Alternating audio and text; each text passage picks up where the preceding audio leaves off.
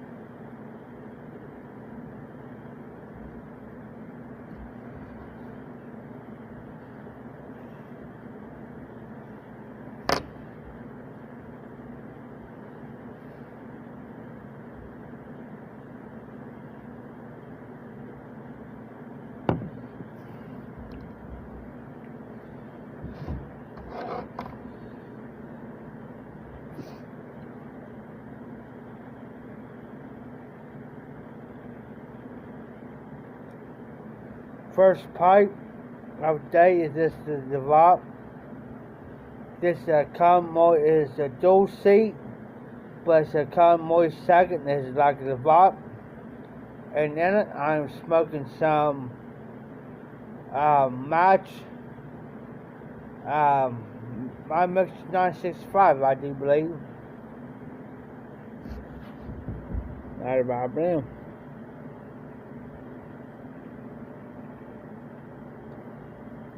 Worked all day, I'm dirty.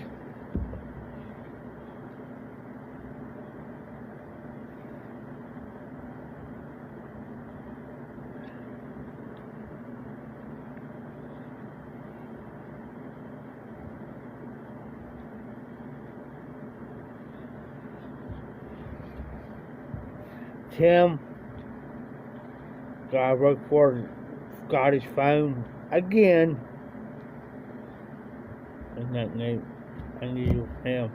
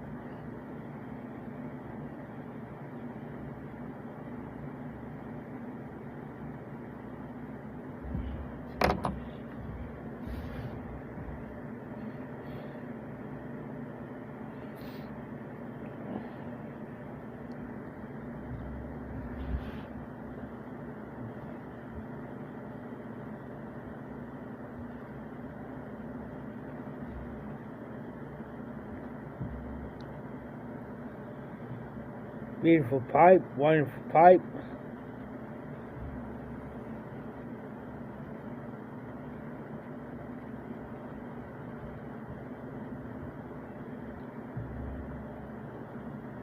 I know I'm kind of early tonight.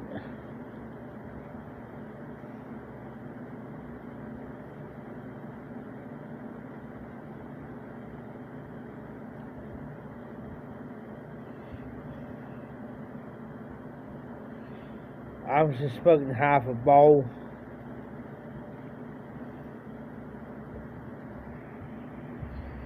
And which that's not usual for me to do.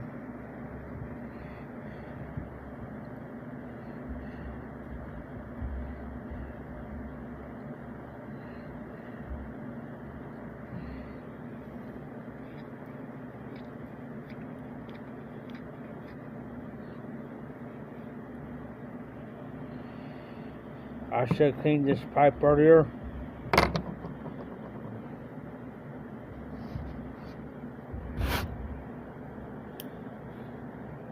Hey, John.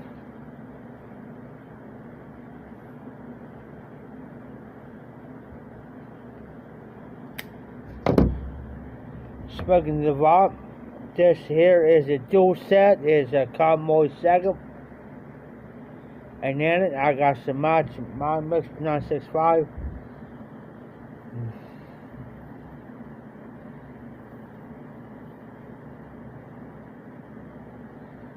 I should clean this pipe before because it is kind of clogged.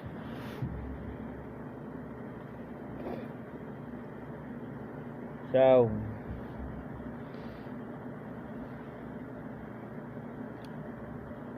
I'll finish this. I just gotta have boldness. I'll clean it. Then we'll smoke something else.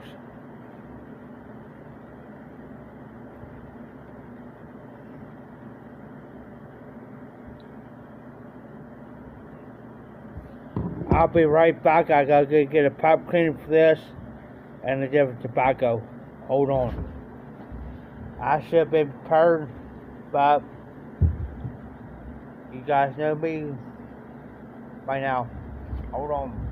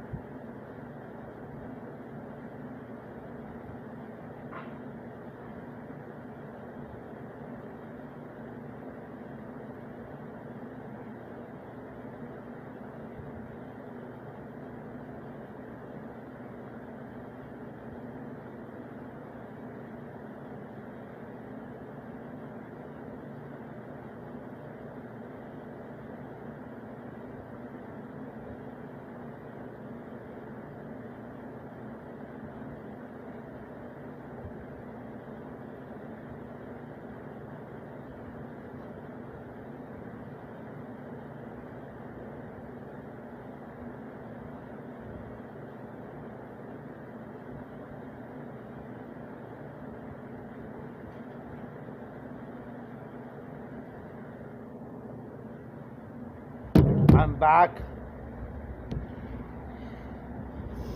This time I just brought out some M4 Virginia. Of course, my pipe cleaners.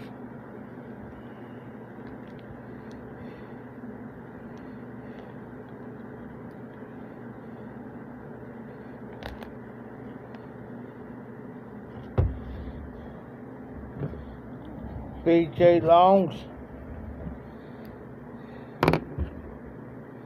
which I'm not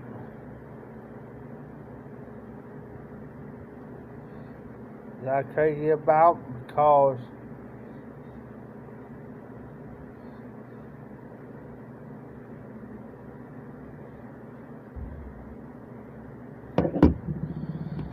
they leave the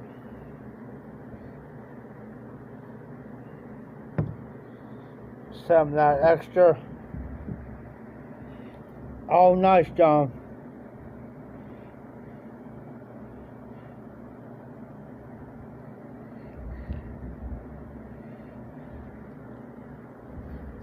That's better. I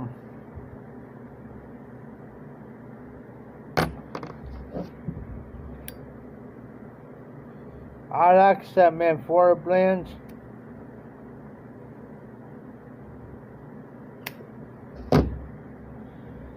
Now I got the M4 Virginia blend and also the M4 English blend. I had the M4 before. Nice blend.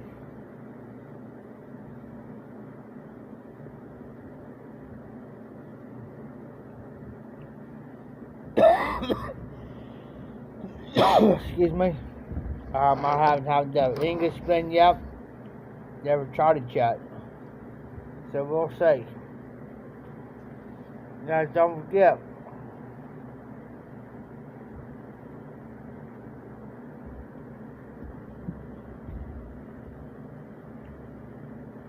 Oh, nice, John, on the pipes. And yes, John, I'll be getting hold of you here in the next week or so.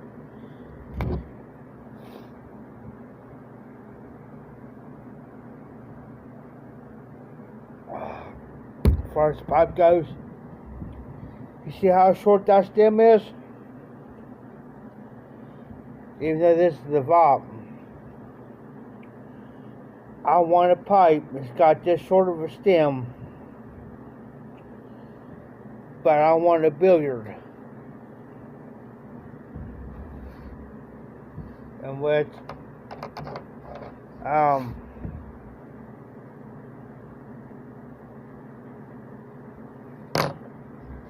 now, as far as sending you money,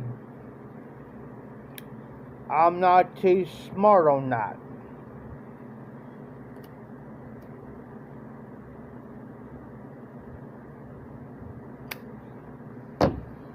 So you gonna have to send me an email if you got my number. Now I know you got my number. Send me an email or a text on how to send money to you.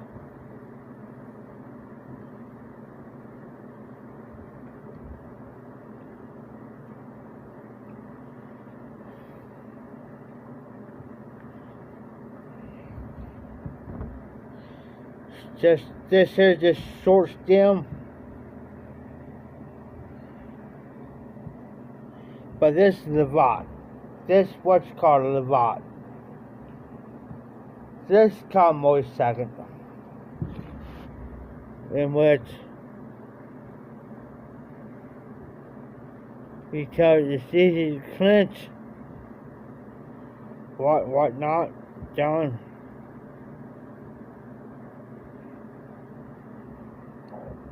If you can make me something like that, like a Tommy Hawk, give me a fair price, but I want a shorter stem like this. And yes, I am right to take this off because my pipe's not hot. That's short stem.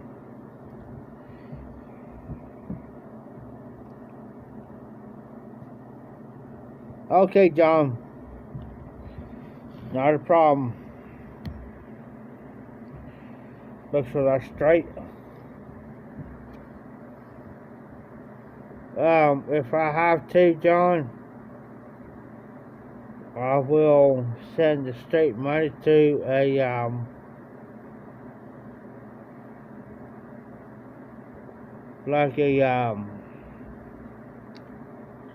I'll put this way, like Christmas card or thank you card. That way.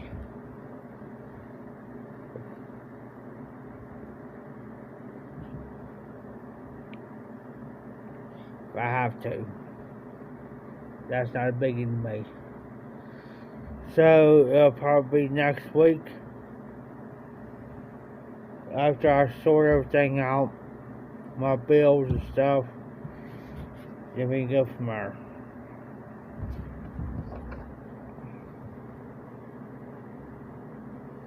You can make our pipe any way you want it, John. Any way you want it.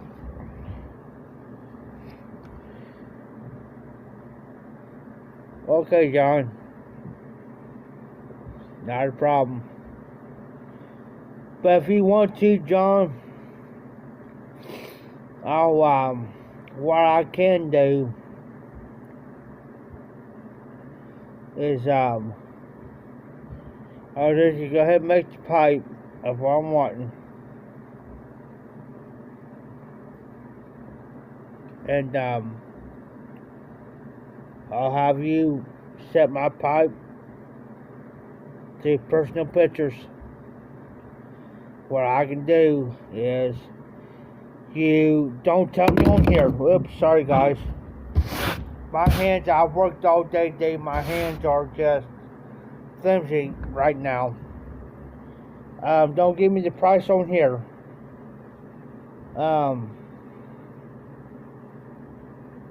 What you can do is send me a personal message, email, whatever, the price, and I'll let you I'll let you be creative. Then after you get done with the pipe, let me know.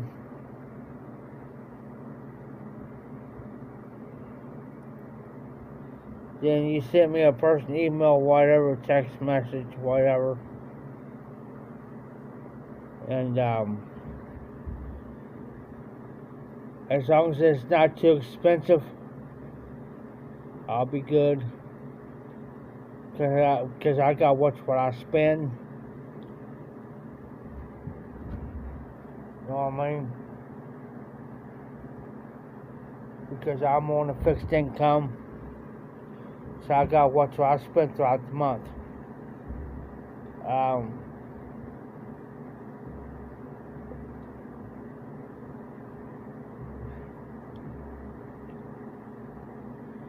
So you do what you can do.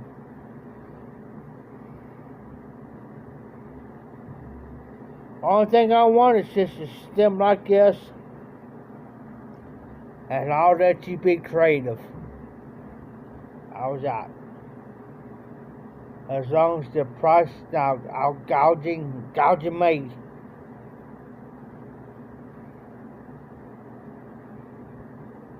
If we have to, we'll work something out.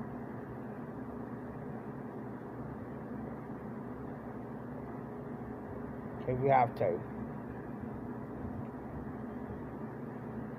I tell you this, my 6.5, when I compare it to the original, which I had,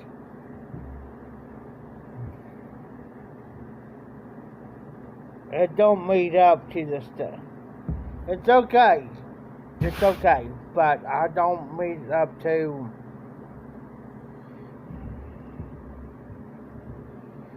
Okay, John, that's fine. That's fine. But this match my 6.5 with as far as the original, which I had the original.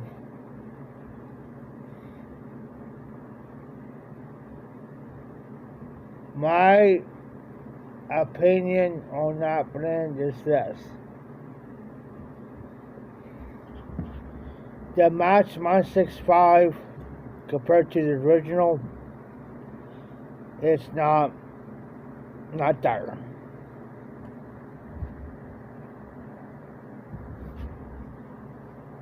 In my opinion. Some people say, oh, it tastes the same. In my book,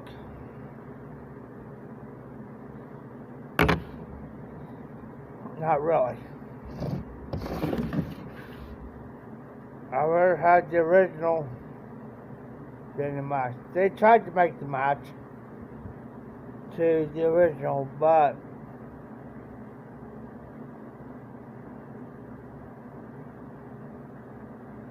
my thing is, it's not up there.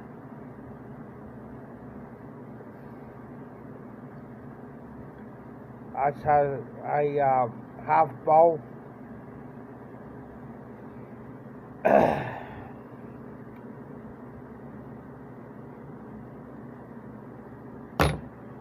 So, my thing is,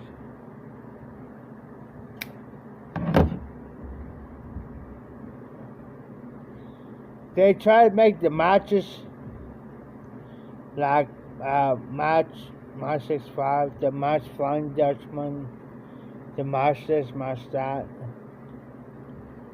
And some of them don't come near as close.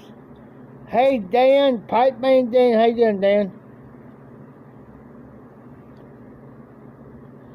Smoke the dual seat, which is the Convoy second. This is the vibe. I just got done smoking less than half bowl of Match 165. And like I was telling John, it doesn't compare to the original, really. They tried, but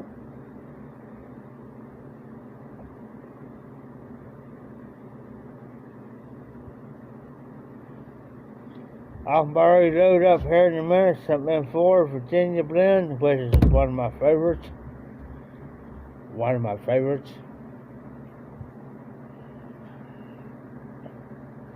But I'm going to wait till the pipe cools down before I even do that, before I even clean it, whatever.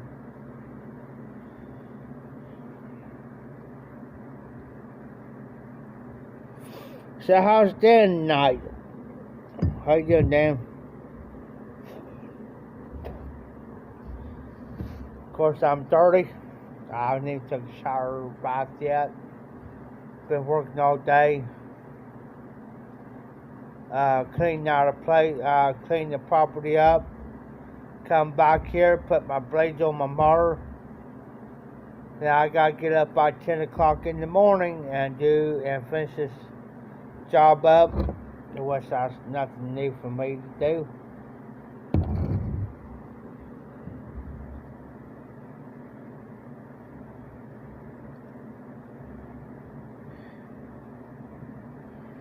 Oh, nice, Dan. Nice. Emmerdale. Never heard of that blend before, Dan. I never heard of that blend before. That's new on me. I'm just waiting for the pipe to cool off. Old school style says, wait till the pipe cools off before you clean it. Don't do it while it's hot because it ruins it. So I'm old school. And this is an old school pipe.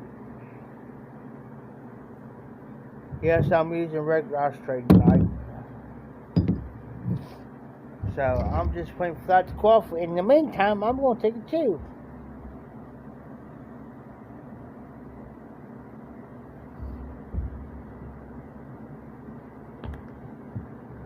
Tim tonight, he was begging me to pull my motor out from the back part by here. I told him no. We're going to do it on my damn time. That's why, excuse my language, but that's what I told him. We're going to do it on my damn time. My time. Not your time, my time. When I feel like pulling it out. And I took a quote from the Karate Kid. If you guys watched Karate Kid #1, I told him, patience, grasshopper. Patience, grasshopper. Patience. It takes patience. I'll move up more when I want to move it. That's my mark. I do it when I feel like it. So I'm going to be busy all day tomorrow, and I won't be back until after 8 o'clock.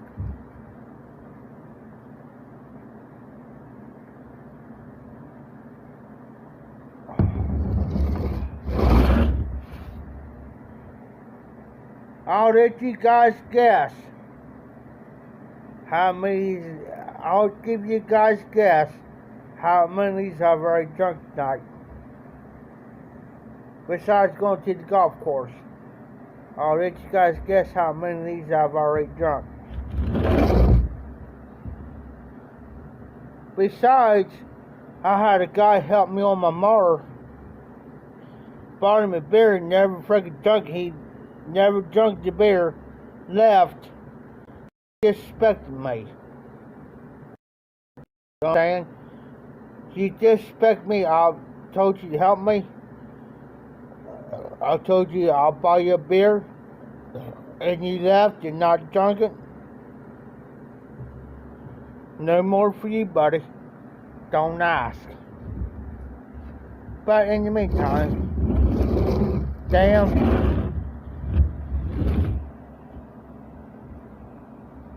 Let me see.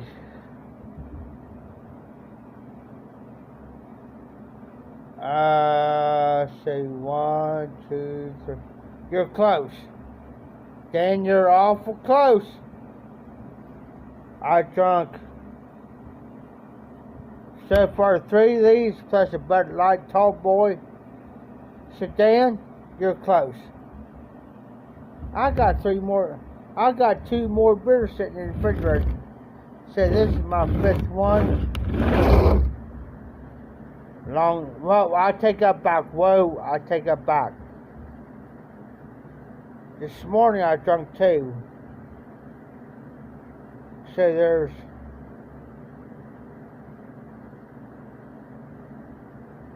say 1, 2, 3, 4, 5. I've already drunk 6 Tall Boys already. 6 1. And that's just a start, Dan. That's just a start for me. Because this guy I'm working for right now, he'll tell you. If Jeff 1 or 2 of these in the morning, it's like giving him a Red Bull. It's like a Red Bull energy drink to me.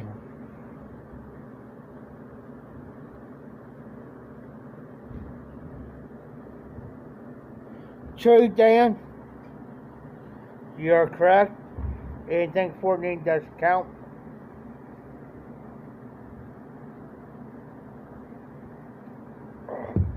Hiccup, sorry. But I'll tell you, and he'll tell you. Me drink one of these so I can drink Red Bull so I can drink them. He told another guy, he says, let him finish that beer. That's like a Red Bull to him. It's like it pips him up and he's ready to roll. Give you a prime example. During a job today. Well, the guy I'm with, well, it's me and him's deal. There's this other guy with us. Well, but originally it's me and him's deal. Well, we had to move for this privacy fence out, right? He told him, he says, give him 1 or 2 of those beers. It's like Red Bull. He said, oh, we're going to have to get a hammer. Get this, told me I had to get a hammer to get this out. I said, move on my road. Move. I took a quote from Ric Flair. He's a professional wrestler, if you guys know who Ric Flair is. I said, to be the man, you got to beat the man. And this is a sectional fence, and I'm used to doing fence, guys. I work for a guy doing fence. This is private fence.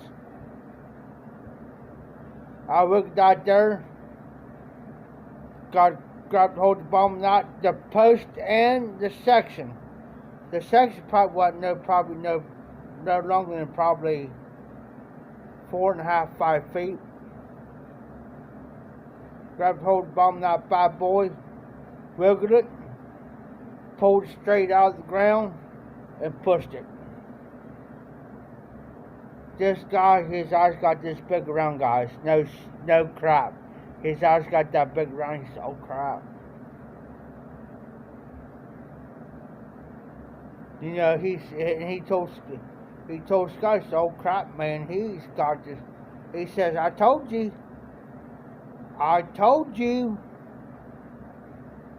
Give him a cup of beers. He said, I told you that boy is strong as an ox. He said, I told you. Watching. Be careful. And he told him, and I heard Scott tell him today, it's not bragging. He told me, he says, that's one guy I would not fool with. Make him mad. He says, I wouldn't deal with him. He says, I won't deal with him when he gets hot, when he gets mad. He says, that's one dude right there I would not fool with. You see what he done? Pulled that straight out of the ground, like it ain't nothing, like it's nothing. He says, that's one dude I would not piss off. Now, and I walked over to the truck. Hey, Recovery. Hey, Mike.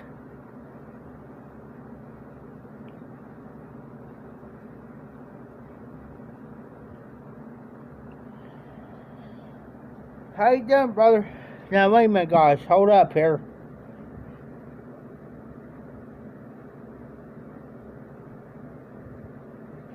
Yes, Mike. I know River Rat's back. I know he's back. But I was about to say, so I walked over to the truck, and I told Scott, I said, Scott, don't be telling that boy that. I said, Scott, and it made me feel kind of freaking bad.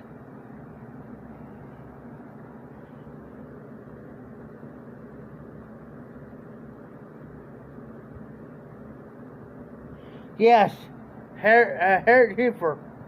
Harriet and, I can't think of her husband's name. But I know who you're talking about, damn. And she's more on Instagram than YouTube. Now, once in a while she'll make a YouTube video, but she's more on Instagram now, like Garbage Man Piper and the rest, you know.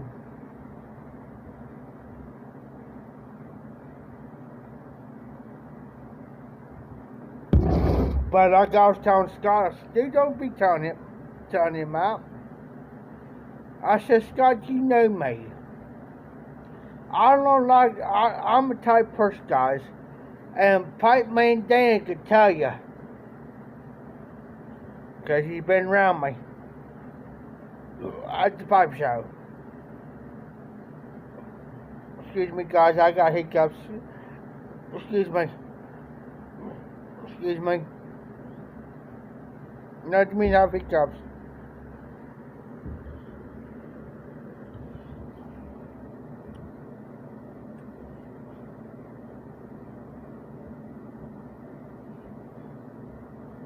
Oh, okay, Dan, that's nice. Hey, Dan. I have to go back because I've been busy all day today. I haven't chanced to even look at any videos. So I've been busy all day. I didn't get done till probably a little after 3:30. By the time I got back here, sat down long enough to drink a daggone beer with Tim. I bought him beer. We left again. But then you know what I told you about the gall. So that gall, what I told you is between you and me.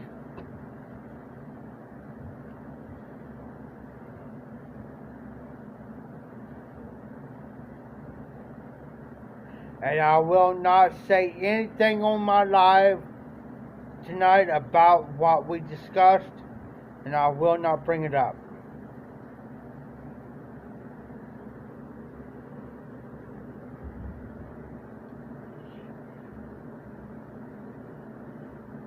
Oh, I can't do that recovery because I have breathing troubles. A lot of people don't know that, but I do have breathing troubles. But I can work like a, you know what I mean? And these guys right here brag about it, and I tell them don't. Please don't. I'm the most humblest person that you ever want to be around, but don't put me up on a freaking pedestal like that. I hate that. I hate it when somebody does that to me. It ain't trying to be disrespectful, but don't put me up here. I'm the most humblest person. The humblest person.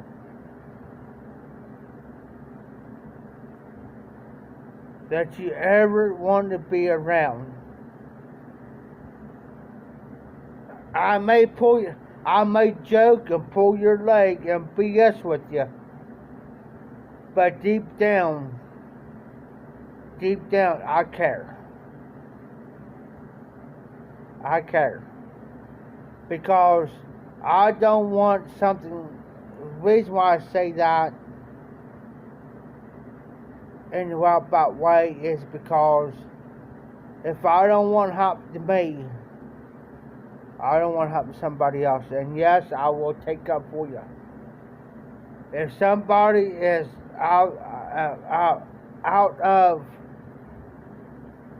the ordinary or out of the realm, what I'm trying to say is like you're out of order, I'm going to take up for you. I'll do it in a heartbeat with anybody. And I'll say, hey, that's enough. Don't do it. Don't go there. Stop it. Don't go there. It's just like tonight. I ain't going to go into details, but it happened to me tonight.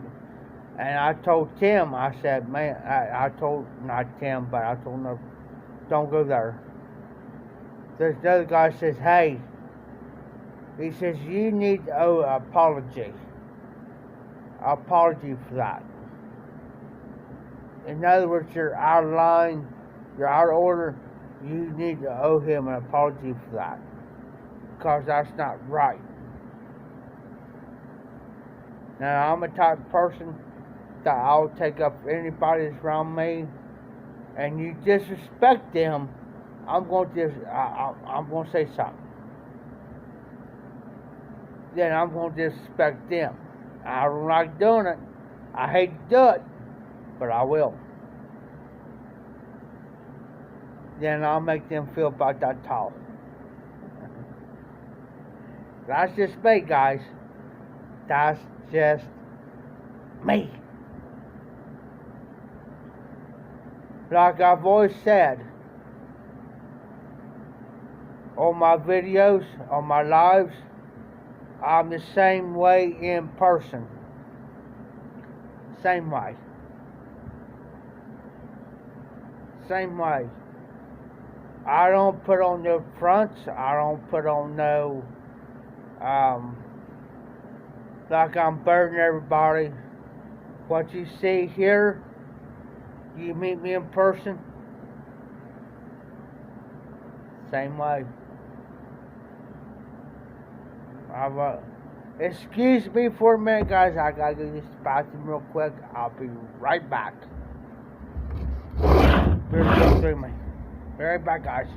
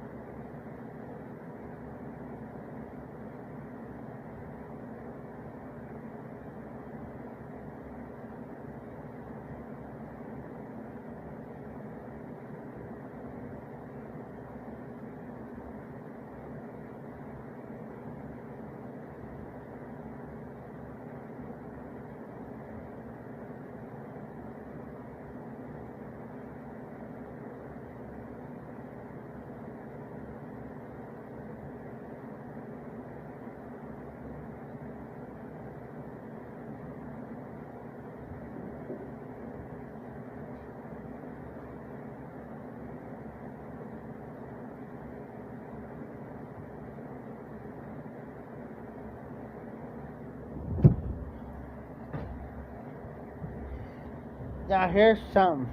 I'm back. Now on here I'm talkative. Very talkative. But when I get around a group of people, I'm the quiet type. Unless you come up, unless you approach me, then I'll say something. I'll give a prime example. Mr. Scrippo, bless him, love that man to death. I was at the Hot Pipe Show. He come up to me and he says, first thing come out of his mouth was, "You Jeff?" "Yes, sir." Now I stepped back for a minute. It's like, who are you? In the back of my mind, it's like, who are you? And it's like, I'm Mr. Scripto. "Oh, cool. Nice to meet you. Face to face." He had the biggest grin on his face, and I said, "How you doing, sir?" The reason why I do that, because I respect my orders. "How you doing, sir?" "Nice to meet you."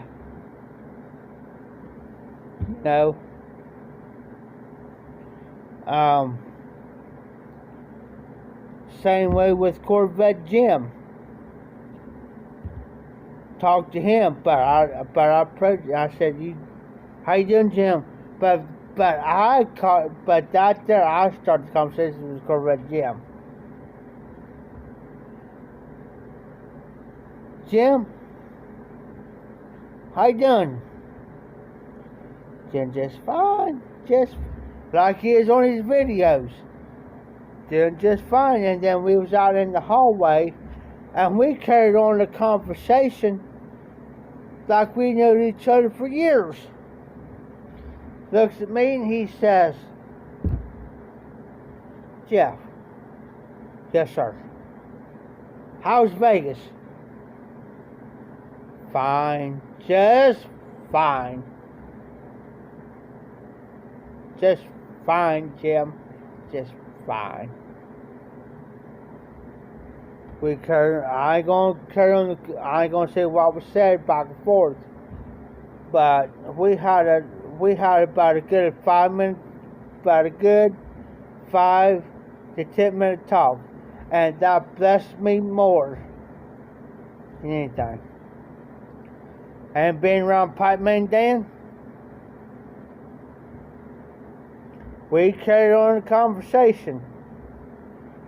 I will not repeat what the conversation is about. But me and Pipe Man Dan had a conversation. We smoked the same pipe that he had made and he had made for me. We sat out there and had a great conversation for probably good 20-30 minutes. That blessed me more than anything in this world, to sit down with somebody, especially like Pipe Man Dan. Smoke a pipe, carry on a conversation. And let me tell you, I'm not good at conversation. I'll tell you that right out. Yes, sir, Mike. And I'll tell you straight up, I'm not very good at conversations, and I'm not. But when you sit down,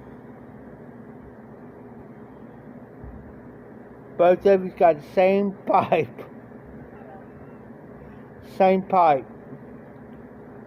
smoke the same blend, the same pipe. It's like, wow. It blows my mind. Wow. And carry on a conversation. It's like I said, I'm not good at conversations, guys, and I'm not. I'll tell you what.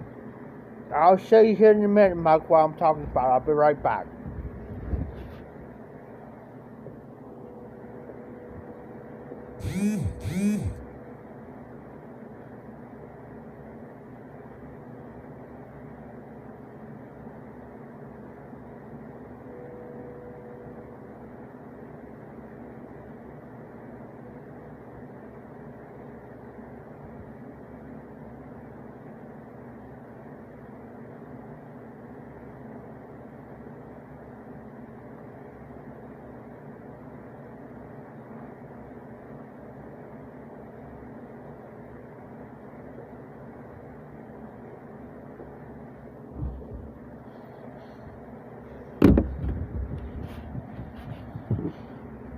Recovery, me and Pipe Man Dan. And Pipe Man Dan, now I'm going to brag on Pipe Man Dan, if he doesn't mind. We got the same pipe, like this. The only difference between my pipe and his pipe is stem. I forget what color his is, but his different than mine. His pipe's darker than what this pipe is. Same identical pipe, but different stem. Identical. Just different stem.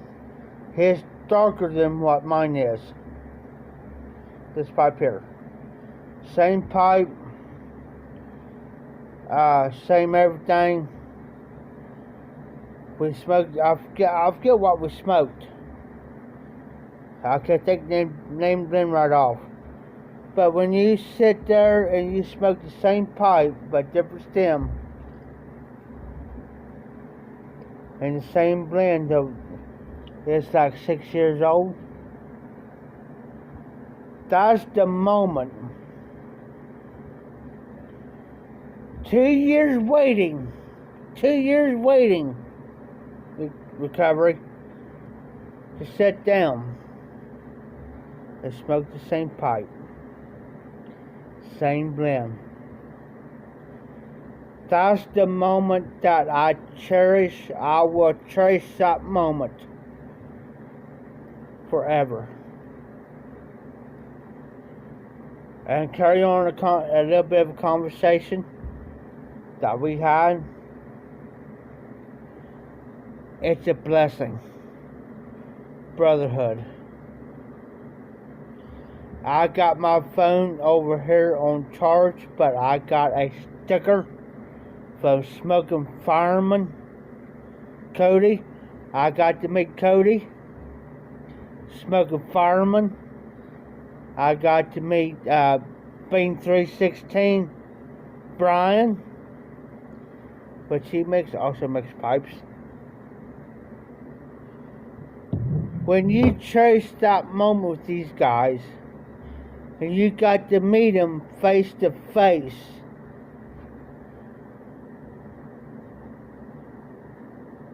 it's a moment to cherish and a memory to live for a lifetime. And let me tell you, when you got to meet these guys face to face, it's a blessing to me.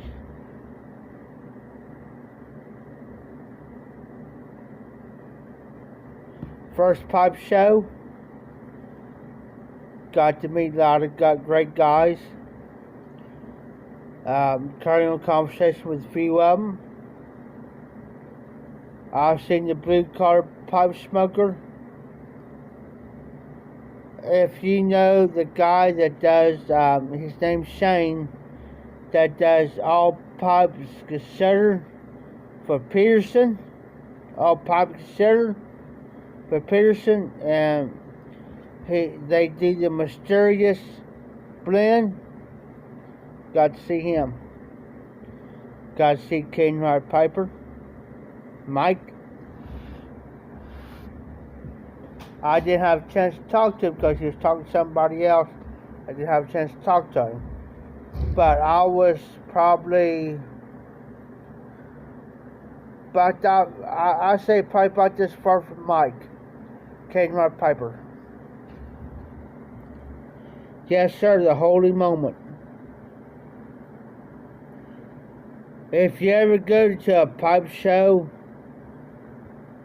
and I found out that Las Vegas Pipe Show is coming up, guys, in October. I thought it was this past month. I was wrong. It's coming up in October, guys.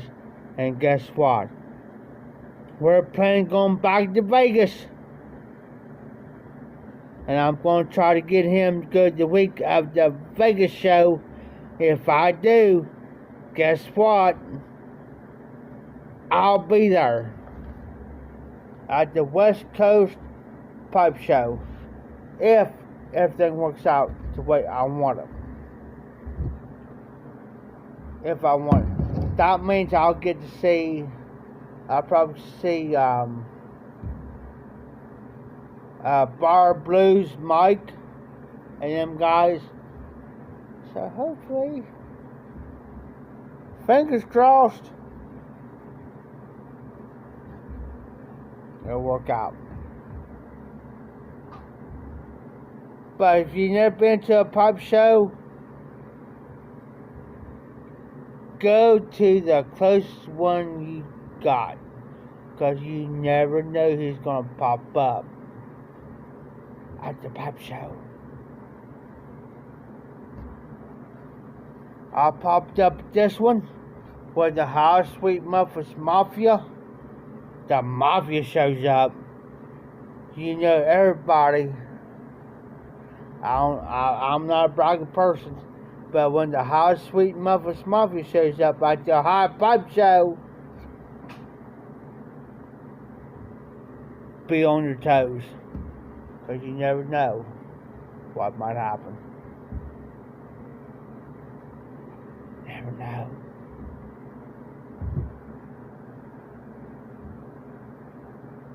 But I'm a type of person, I'm quiet. Unless I'm spoken to.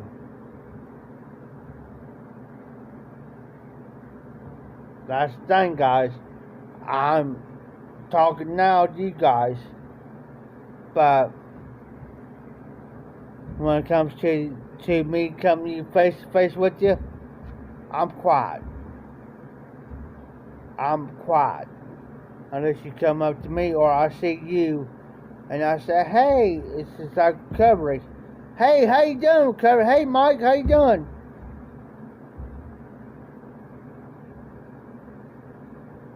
Just like Mr. Scripto, it's like I said earlier, like Mr. Scripto coming up to me and says, you Jeff, right? Yes, sir. You speak to the one and only, the Ohio Sweet Muffin Piper. You're talking to the main man. What's up? You know, he, like I said, he had this biggest grin on his face. It's like it made these guys at the show made my day. Even the pipe man Dan made my day. Took his time out of his schedule, come get me. Hey Todd, come out of his time, out of his schedule, out of his time, come get me, take me up there and bring me back. I was blessed. I was blessed beyond measure, guys. Blessed. Beyond. Blessed. I'm grateful. I'd like to meet the rest of you guys, like Recovery, Mike, Todd. And let me say something about Todd. I want to brag on him a little bit. Don't mind. Todd has been faithful. Faithful on everybody's live streams, their videos, and everything. Faithful. He'll come in, say hi Jeff or whatever, and he's faithful, and even for everybody's lives. And that's the man too I want to meet and shake his hand personally. Walk up to him and say, hey Todd, how you doing? Face to face. Don't have to be scared of me. Yeah, I might be a big man, but I'm telling you, you don't have to be scared of me whatsoever. I promise you that. Because I'll come up to you. If I see you and I recognize you and I see Todd, say, Todd, how you doing? I'm that way.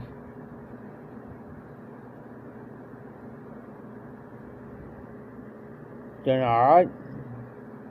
Need anything? Need tobacco? I got some on me. I got like 2 or 3 blends. What you need? I'm just that way.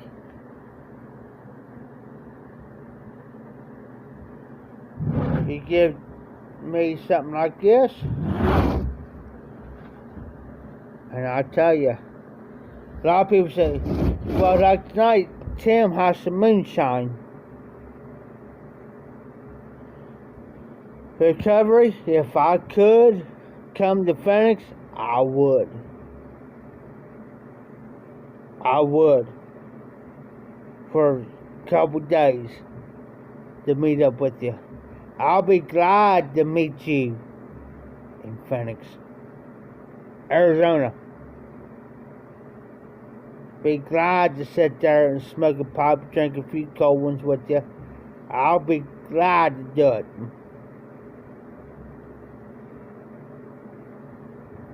I'll bring some pipes, I'll bring some tobacco, what I got. We'll sit down. Enjoy.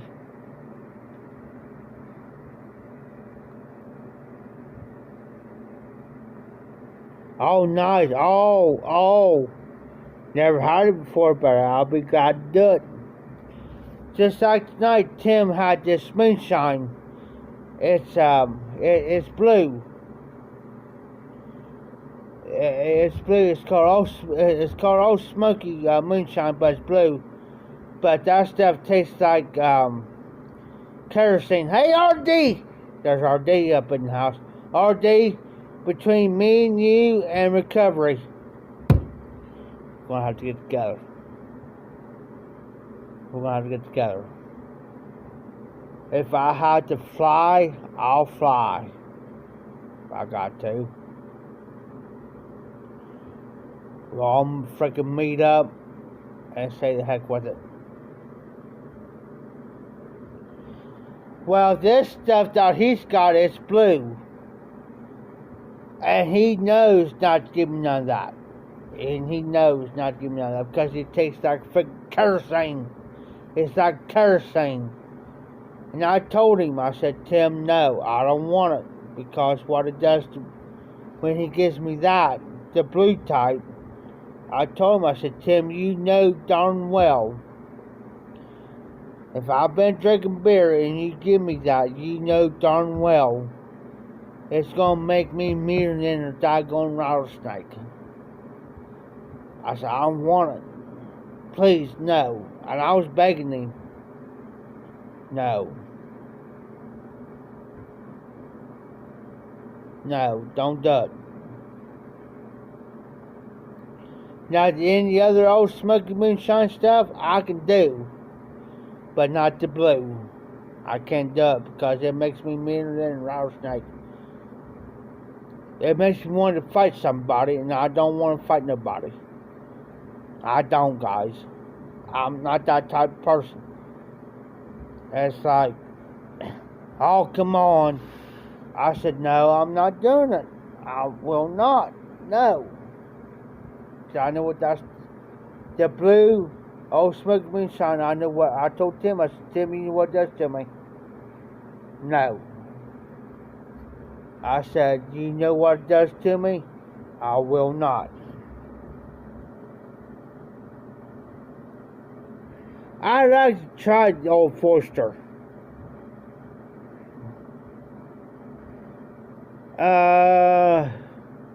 On that is like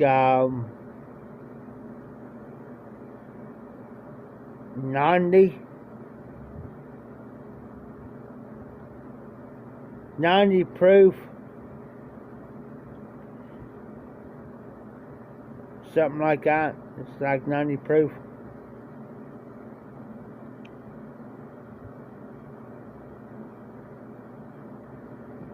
All day, I don't know what tomahawk pup looks like. I have no clue what it looks like. John knows more about it than I do. That's what scares me all day. And yes, I had the tomahawk steak before. Matter of fact, I couldn't eat it all.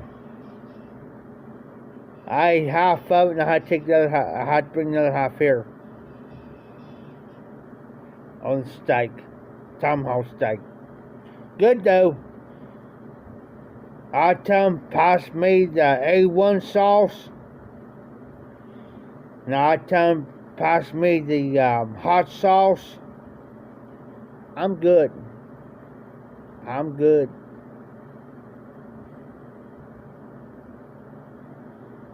I worked all day today. It was so hot, and I was hot. We went to Champion's Grill. And I couldn't even freaking eat. The only thing I did was sit there and drink beer. That's what I could do. Well, a friend of mine, bless her heart, she ordered us out and ate half of a brownie sandwich that had pepper jack cheese, onions, something else on it. The brownie sandwich was about that thick. And when I took the bun off and I ate it with the tomato, it had tomato on it. But when I ate the brownie by itself, RD, you're correct.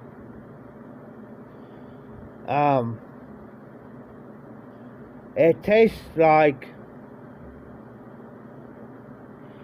the brownie by itself tastes like it was had an egg on it. Very large salt and pepper. It tastes like it had an egg on it. Good though. But I wasn't in the mood eating. I just ate that, and then Tim handed me a bunch of fries. Couldn't eat it all. I told him. Oh, Jeff, no, I told you, Tim, I can't do it. Can't do it. When it's hot, I'm hot, I can't do it.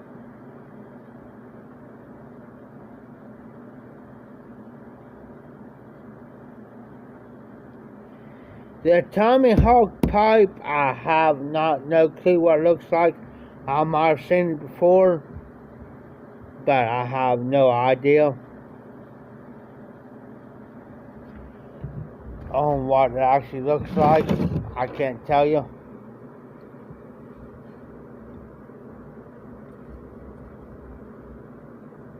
For the camp.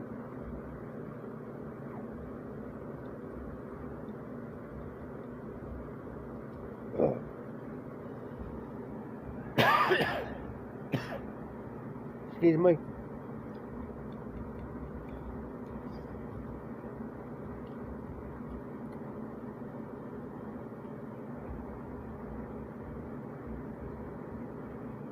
Clean out this pipe here.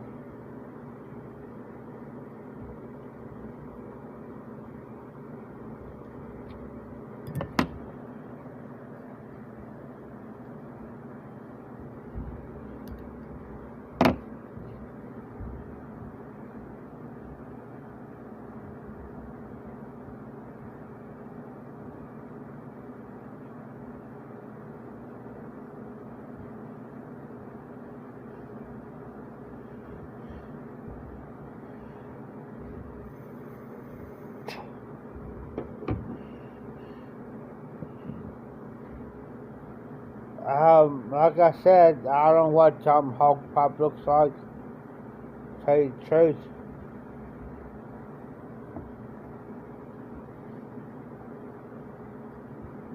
I really don't know.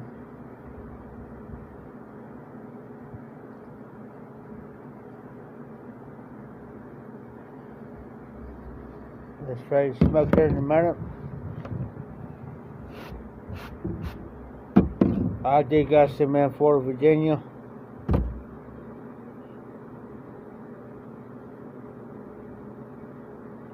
Oh, thank you, Recovery. Thank you, Mike. I'll tell you what I'll do for you, Recovery. Is I'm going to enter my email address.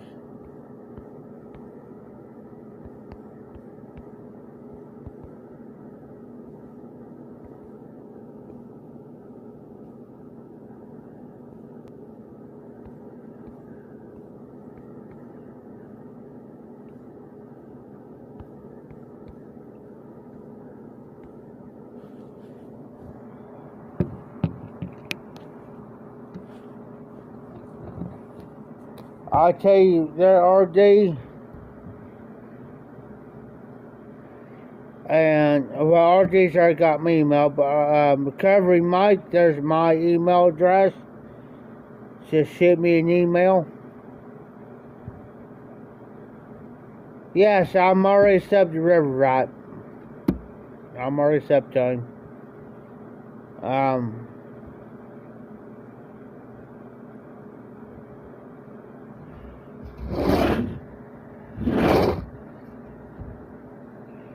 You guys are more welcome to come up to Ohio anytime you want.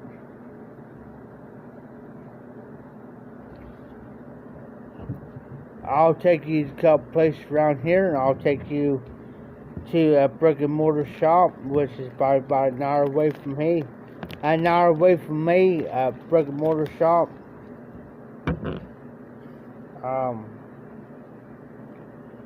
It's not a biggie. Not a biggie.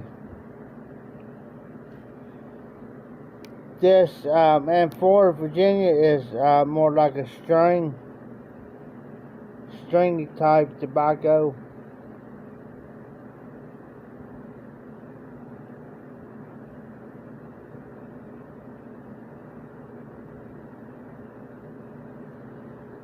Okay, Recovery. Just shoot me an email, brother. Just shoot me an email. Normally I respond in a heartbeat, usually. I'm not busy.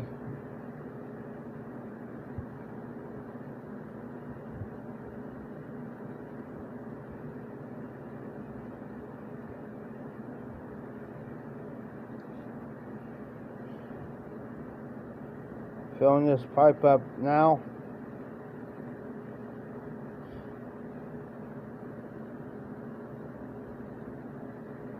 Just shoot me an email so I'll have it.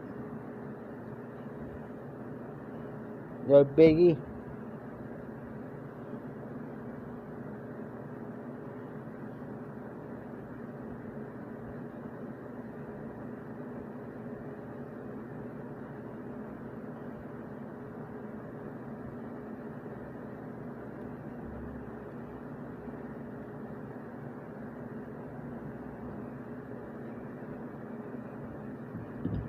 Pipe's loaded with some M4 Virginia.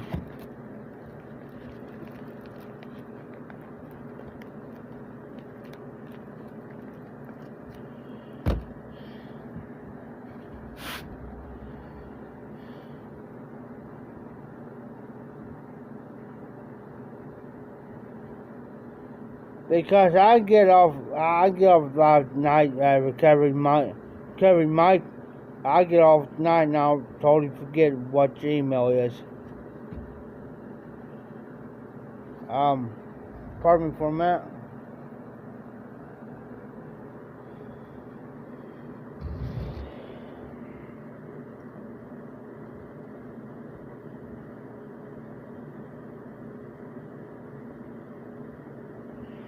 It's getting there. It's getting there, RD. It's getting there.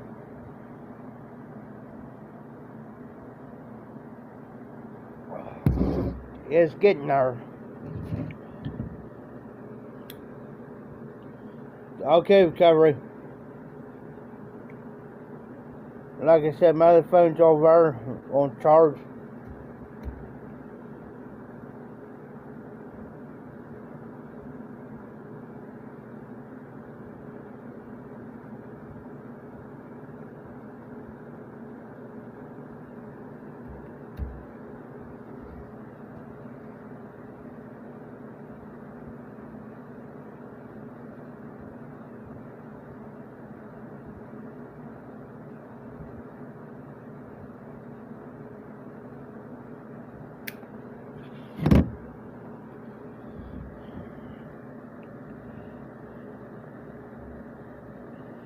My Zippo doesn't do too good on Virginia's, but I may do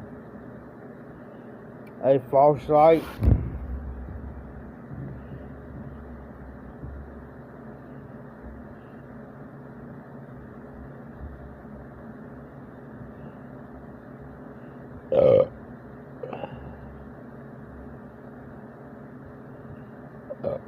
RD, I had to quit the fireball.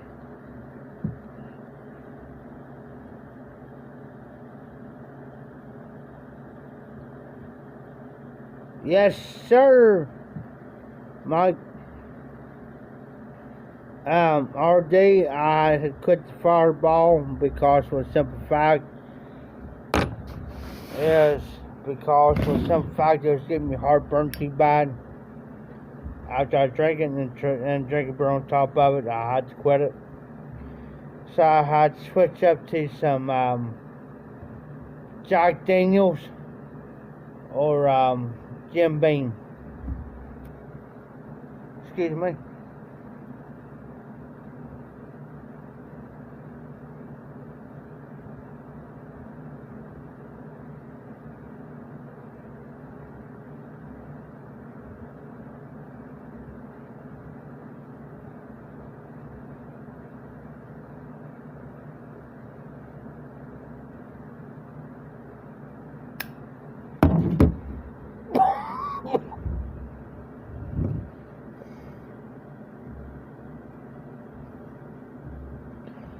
Yeah, I had to do the same thing to that there all day. Everyone's the same way. I had to quit it. It wasn't because the heartburn was. It's just I got to the point to where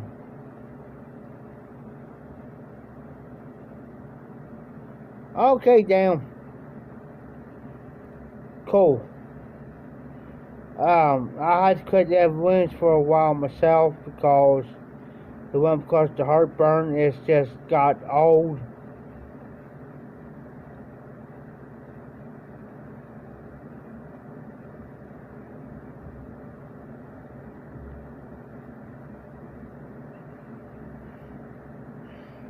Yeah, River Rod's a cool guy.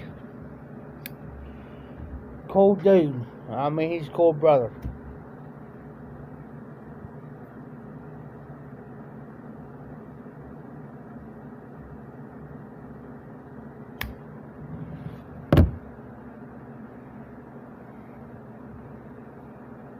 There we go.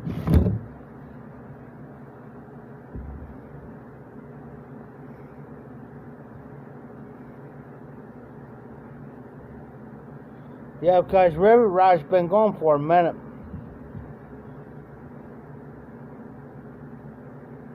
Which took a hiatus.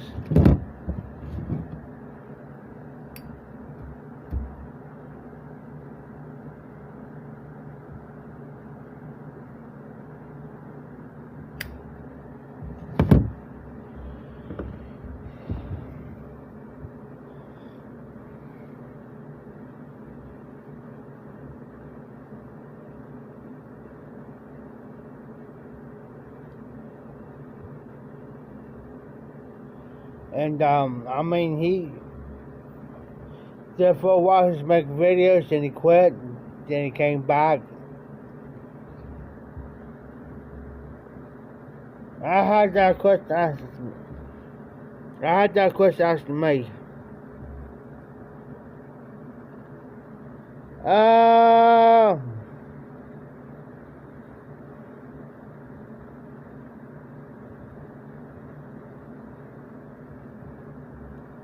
I say RD, I'll probably maybe be not even an hour from River Rod.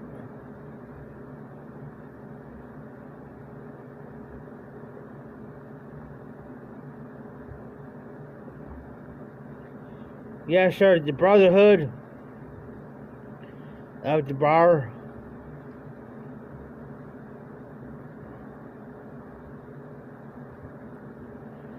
The Brotherhood, the Bar, Communion of the Saint.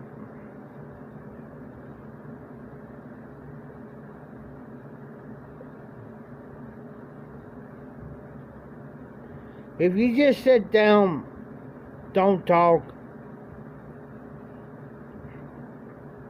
and you just smoke a pipe, enjoy that same blend as person smoking. I don't care if it's in this pipe here, whatever pipe, and you smoke the same blend. And just enjoy the company or whatever. That's the best experience you can ever have.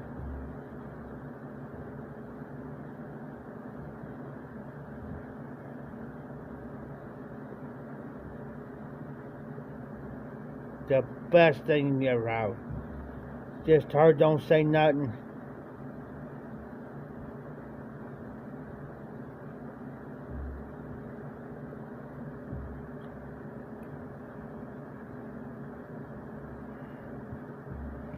Sit back, relax.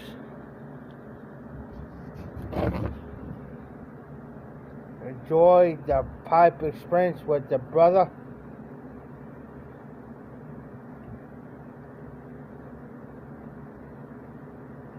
That's the best thing we can have.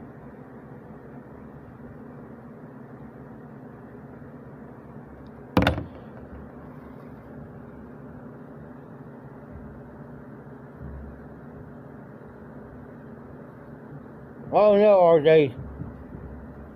You're fine. You're fine.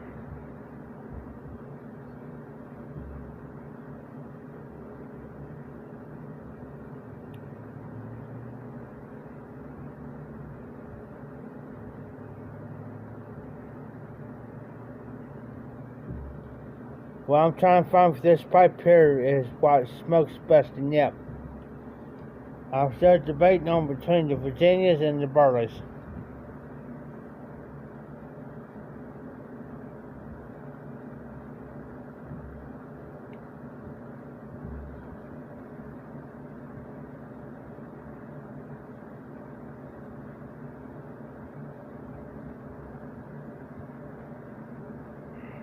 So far, it smokes the Burleys pretty good.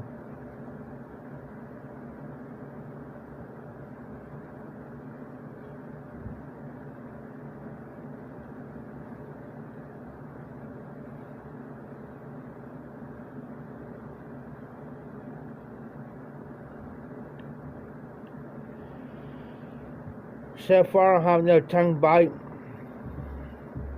out of this blend. So far, so good.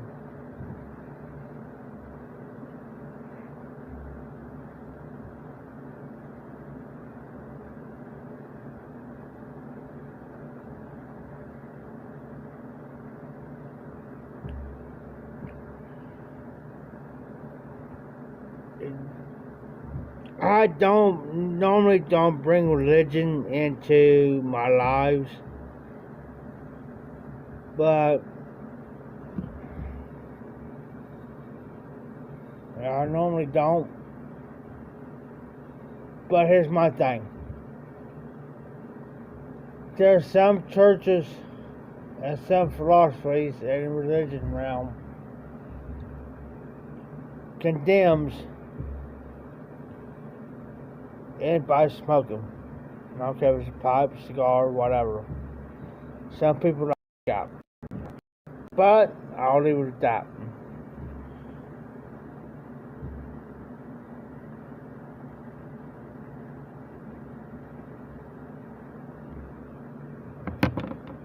I'll leave it at that.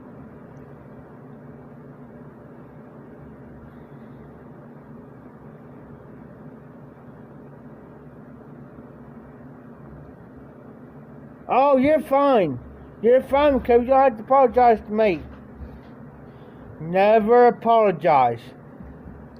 Never. You can bring it up. It's like I've always said, we can talk about anything and everything in my life. Anything, Mike. So you don't have to apologize. It's not your fault. Don't ever feel sorry for it.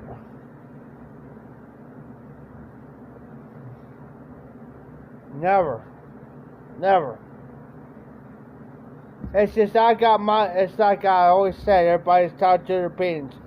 Everybody's got their opinions. I got mine, you guys got yours. You know what I'm saying? So there's no disrespect. Never. So never apologize for nothing. Never.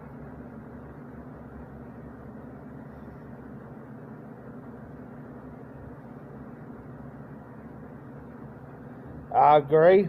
I agree with you, Mike, on the pipe. Totally agree with you. Totally agree with you.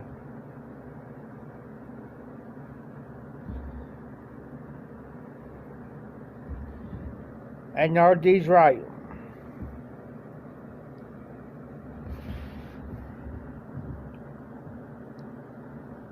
That's right, Mike. Yeah, I agree with you.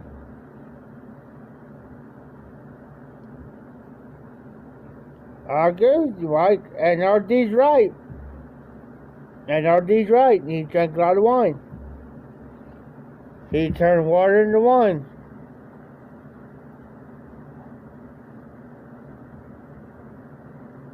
I mean, what can you say?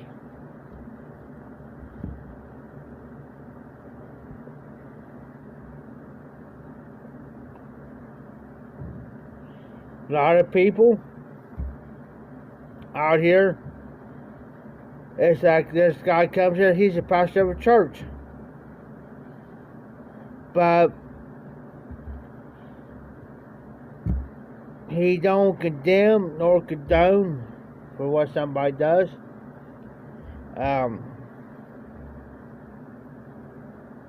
He knows I drink, he knows I chew, and he knows I smoke a pipe. That's the best thing to be honest about. But do I believe there's a God? Yes.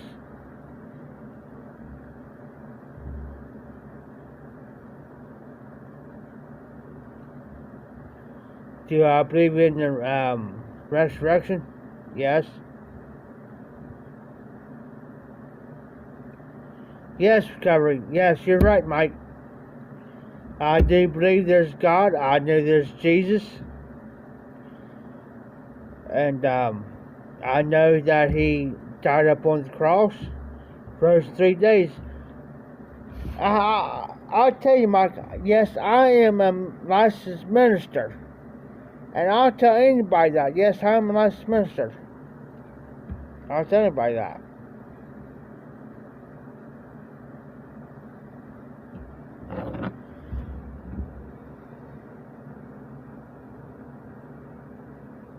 And if people want to judge for what we do,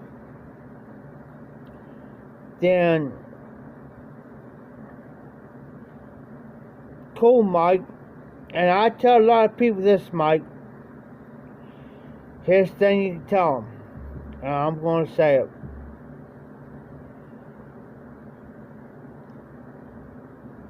Well, a lot of people judge. Well, you shouldn't be doing this, you shouldn't be doing that. But I said, what did Jesus do? What did Jesus do? Did Jesus ever condemn or condone?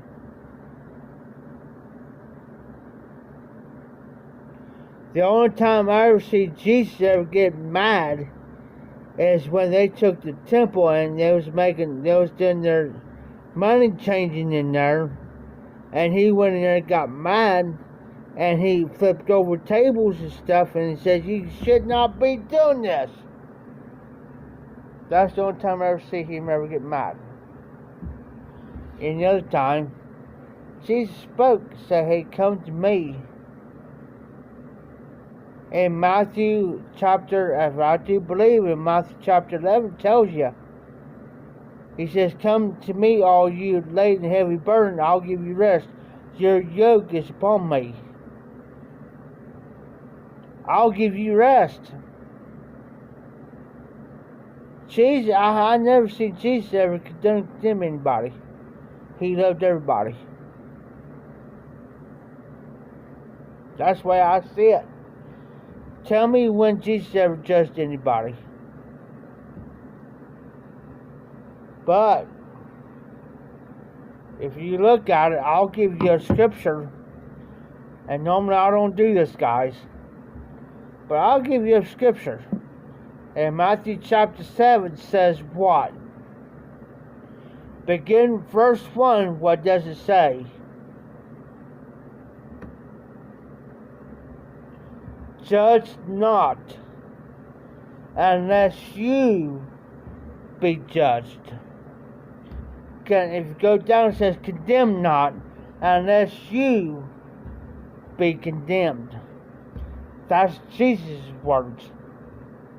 Until you have the right to come and judge me for what I do, it's going to come back to you 10 times fold, because you're doing the same thing I'm doing.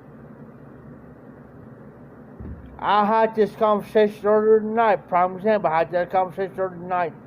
And I told God, I said, what gives you the right to sit there and say anything? But yeah, you're sitting here doing the same thing. That gives you the right. Until you become a Christian, until you become a Christian and you don't do things, then you could judge somebody by the fruits that they what? Bear. Am I right or am I wrong? It got dead silence. I mean dead silence. Until you quit doing what I'm doing, you don't have no right to sit there and judge me for what I do.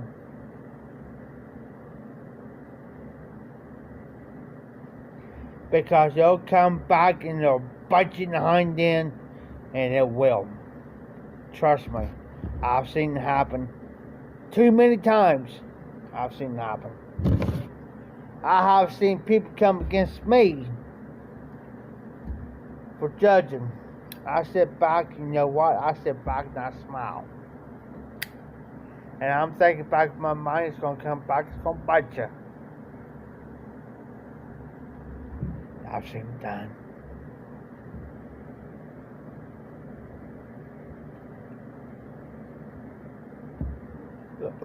But here's the thing too, Mike.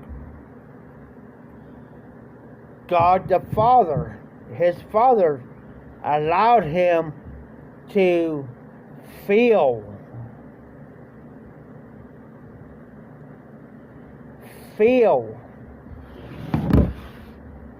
the anguish, the pain. He allowed him to feel the sin. He allowed him to feel everything. When he was punished, when he took the 40 lashes on his back, Isaiah 53 will tell you that he was bruised for our transgressions. He was chastised. He did. Isaiah 53 will tell you all this. And then when you go from Isaiah 53 and you go over to Luke, it'll tell you, it tells you the same thing. God allowed him to feel the sins of this world. So why should anybody sit there and condone and condemn anybody for what they do? It's like, you don't have the right to judge me. I can't judge you. The only person who can judge me is God himself. Because it tells me, upon the man that wants to die, and after that, after his death is what? The judgment. So whoever faces God, he is accounted for what he done in this world. He is judged for the sins or whatever.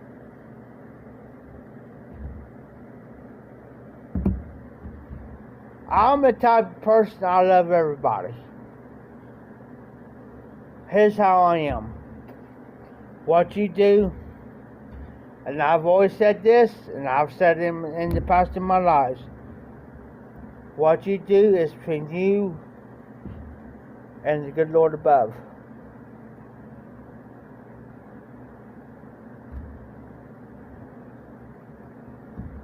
I cannot control what you can do in your life. I can't do it. Because I got to love you as Christ loves everybody.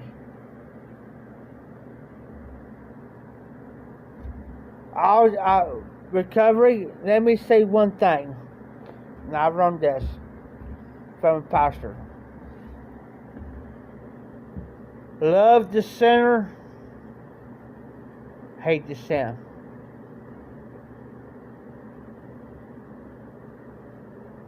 And that's just point blank. Love the sinner, hate the sin. Why? Because because the pastor taught me that. And that's good, RD.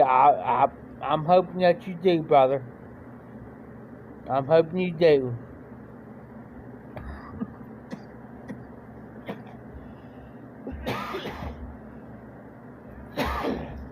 Because why?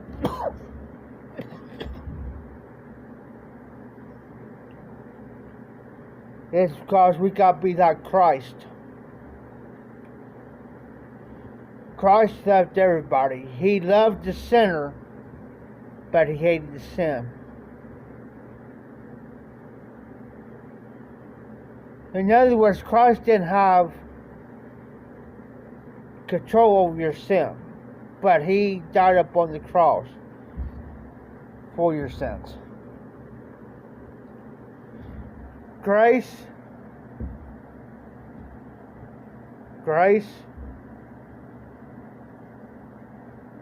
and Christ. We're under grace because of Christ. Before Christ, we had to bring an artificial lamb or a lamb or some kind of animal for sacrifice. Well, when Christ died upon the cross, he was our ultimate sacrifice.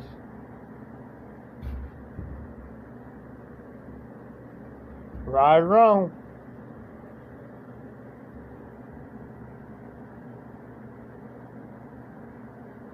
And it's like I said, my channel is about anything. Some people may get offended, so be it. You know, I talk about everything, anything, and everything in between.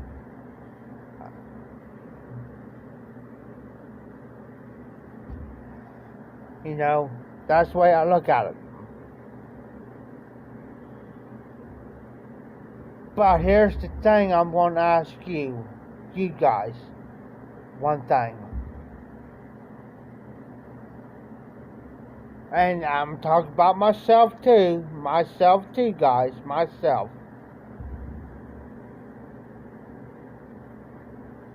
What would happen if you would have took your last breath?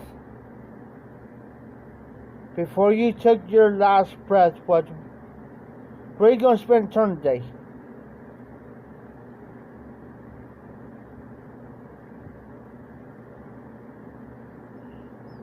Where are you going to spend eternity? Are you going to spend the rest of your life in hell, or are you going to spend the rest of your life in heaven?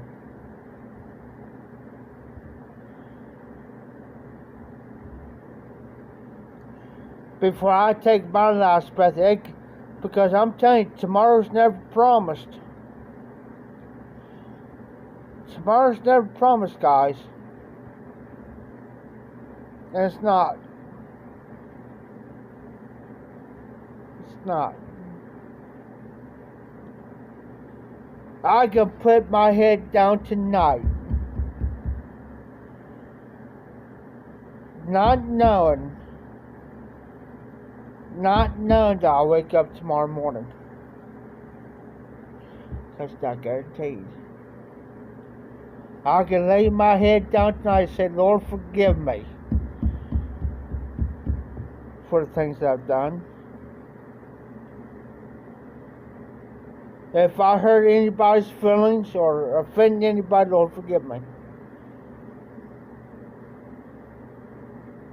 So I won't make it in. My mom and dad's gone, and I know where they're at. They're blessed. They're blessed. A pastor told me one time before I say anything else. A pastor told me one time, he says, which would you rather have? Would you go to hell and have a steak? Or would you go to heaven and have an apple pie? Now that'd be a hard decision to make. A steak to hell, or a steak or an apple pie for heaven. Shit, I'd rather take the apple pie any day of the week.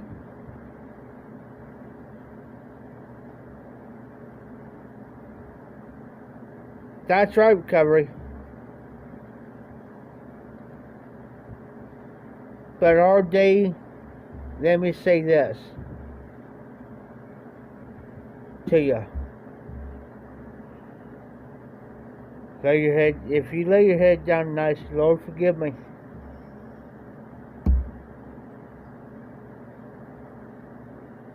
For things I've done. Lord forgive me. If I did anything to anybody is wrong. And you mean it. He's going to forgive you. Hey, there is Oscar. Welcome in, brother.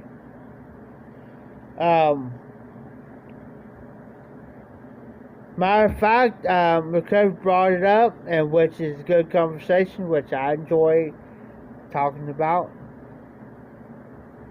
Which I do. I love it. Love it.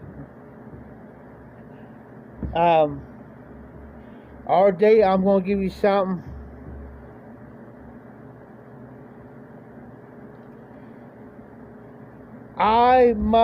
The Word of God says this. I must what? Decrease so He can increase. See what I'm saying? I must decrease and stay humble. See, increase in me.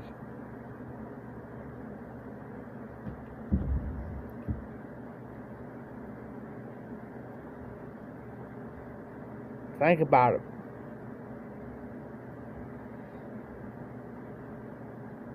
Because I tell you, yesterday's the past, today's the present, tomorrow's the future.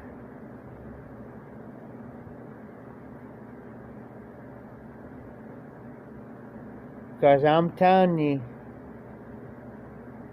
I was raised in church since I can remember, since about 5 or 6 years old up till now. And I can tell you from experience, I know my hair's out of whack. But I can tell you this one thing. Like I said, tomorrow is never promised. Tomorrow's Friday. Next day's Saturday. Next day after that's Sunday. And I always say, and I've always said this too, Lord's willing, I'll see you tomorrow. Lord's willing.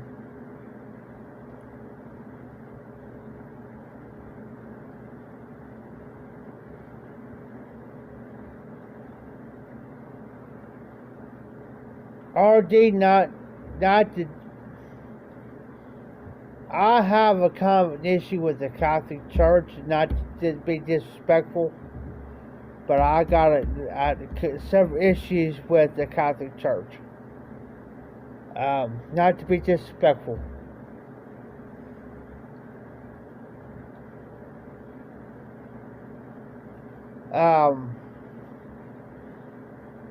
If you want my opinion on that RD, let me know. I'll give you my opinion on it. If not, that's fine. I won't say nothing.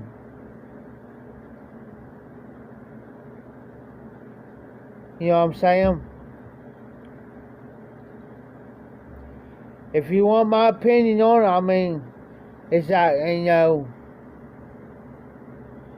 I got my personal, I'll leave it alone. But I got my personal beliefs about the Catholic Church, and I will not touch on that, and I won't. Lord forgive me, because everybody knows my opinion on it, and they don't, and it's a touchy, and I can hit a nerve real quick.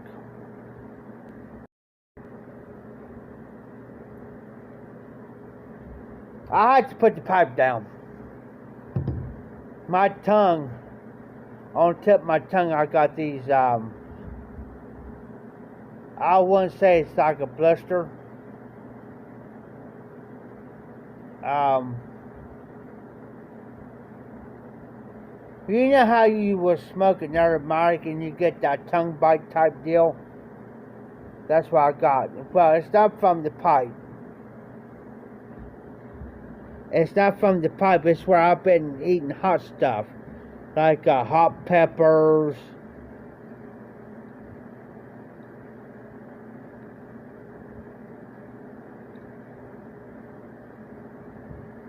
RD says he's having early morning. I had to put my hand here because the light up here, about between this light here and the light right there, I had to put my hand up here so I could see the comments.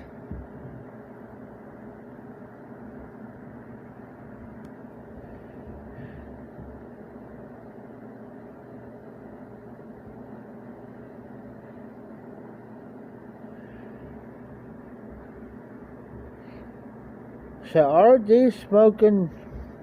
Hold on here, guys. Hold on. I gotta back up. Hold on. Oh, you guys don't want to see that face up close.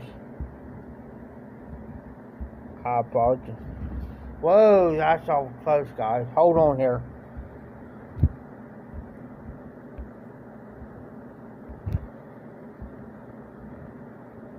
There we go. Now we're back in there. Sorry about that for the close-up, guys. You don't want to see this ugly mug.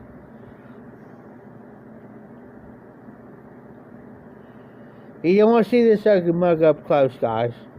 It'll give you nightmares. Trust me. Hey, RD.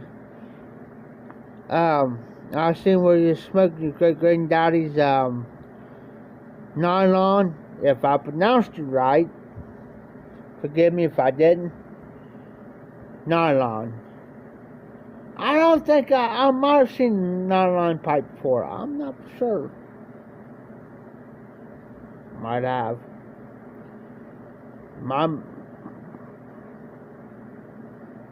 Yeah, nothing scary. Give you nightmare for the rest of the daggone night. See now, well, I was trying to stroll back up and see the comment, and I accidentally went like this, and it just like blew the screen up. It's like, oh, that's enough. Guys don't want to see that. Enough to scare you. Good night. Down enough to give you nightmares for the next 2 weeks. See this ugly face. But no, I get this tongue bite.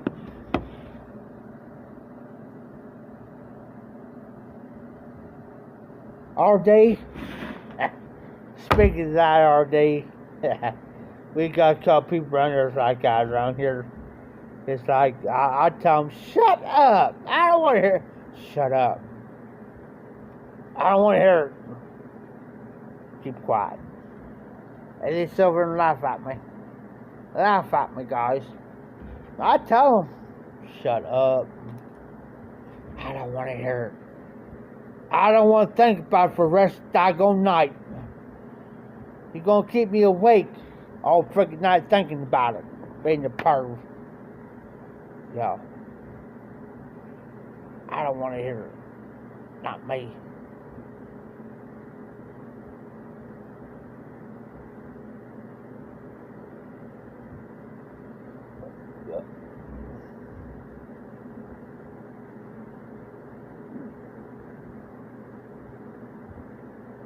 Thinking about that, RD. Not RD, but Todd, I'm sorry.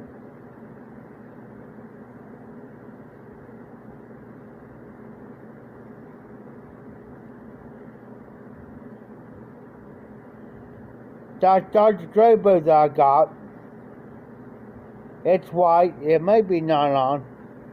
I don't know. I have to look at it because I don't really have to look up close up to it yet. Oh, RD's gonna be right back. I might spook him off. Good night. I might scare RD off. Seeing this? Only a mother can love.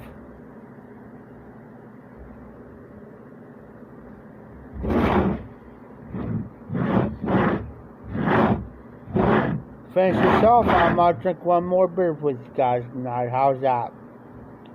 How's that for a start? And yes, it is possibly right there.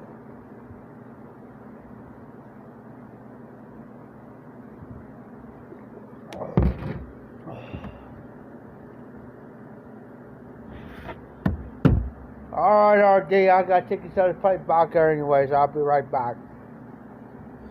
I'll show you guys.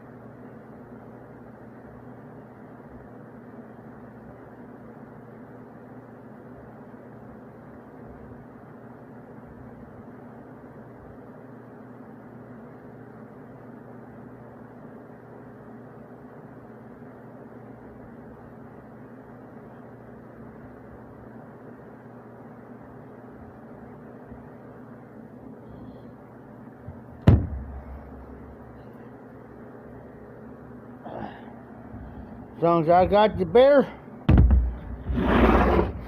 we keep it going. Let me show you this, guys. This pipe. This is a dark gray bow, and it's white.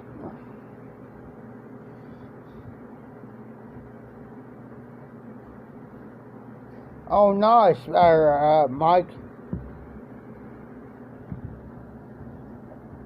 There's non-line, broad line.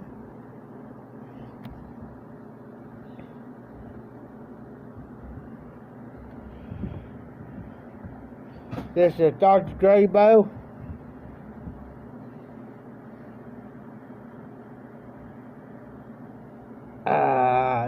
No. Yeah, I think it is. Recovery. I'm not too familiar with nylon, broad-on pipes. But let me tell you something about this pipe here.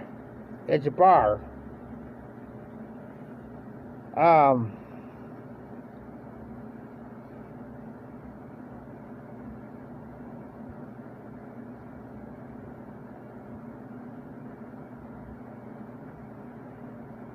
I'm trying to see what it says.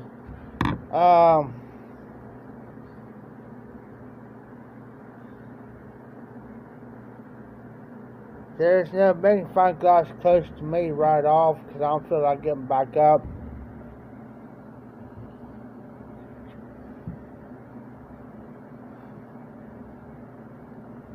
But I can't tell you what this is right off because I don't got no magnifying glass and the lighting sucks in here. Sucks.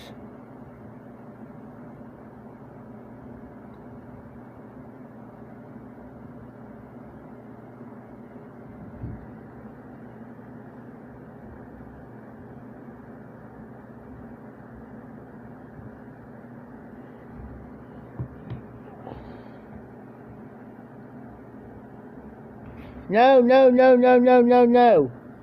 RD, recovery. When I got this pipe's already like that. This is an estate pipe recovery, Mike. It was already like that. I haven't done nothing to this pipe. It was already like that.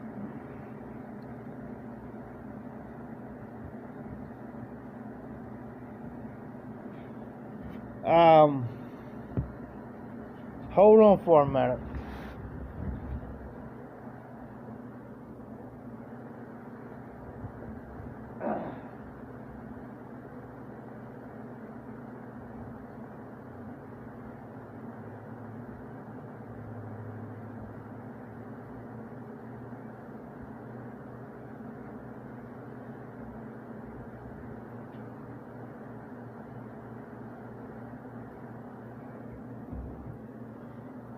Aha!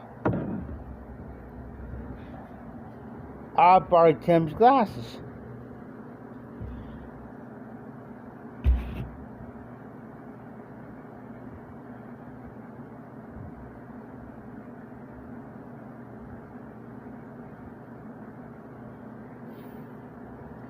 Vis count.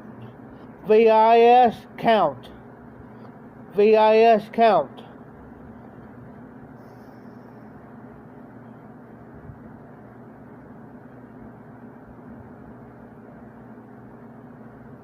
Yep, vis count.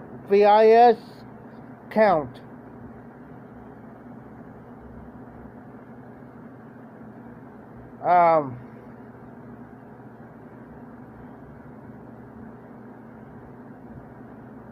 Hold on, guys.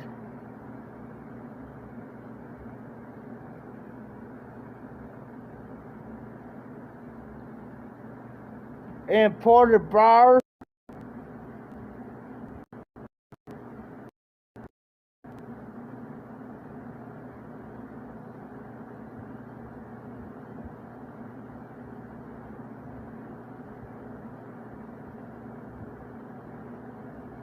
Something matic. Something matic. I don't know if it's just a matic or what.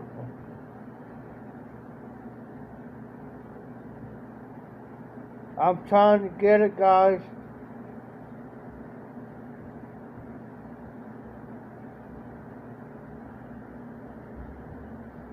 Patent number is 246 1 9 0 5. It's an imported briar.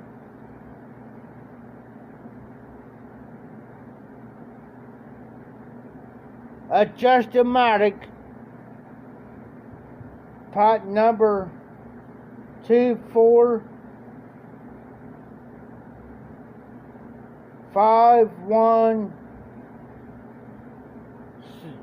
Other numbers I cannot see, guys.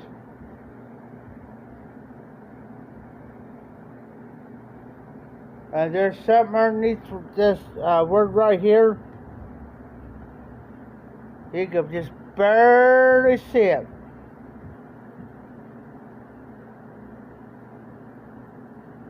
I barely see it, guys.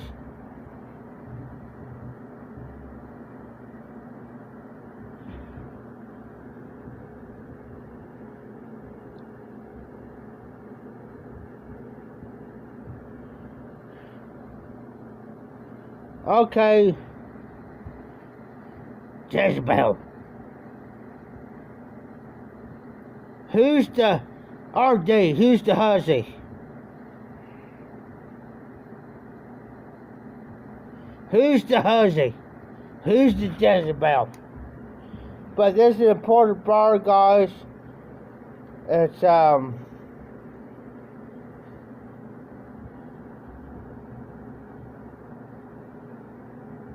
Viscount, if I pronounce it right. Dr. Graybow.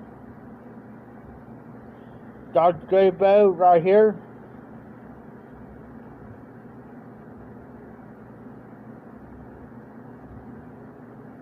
Imported bar. So this is a very rare Dr. Graybow imported bar, white.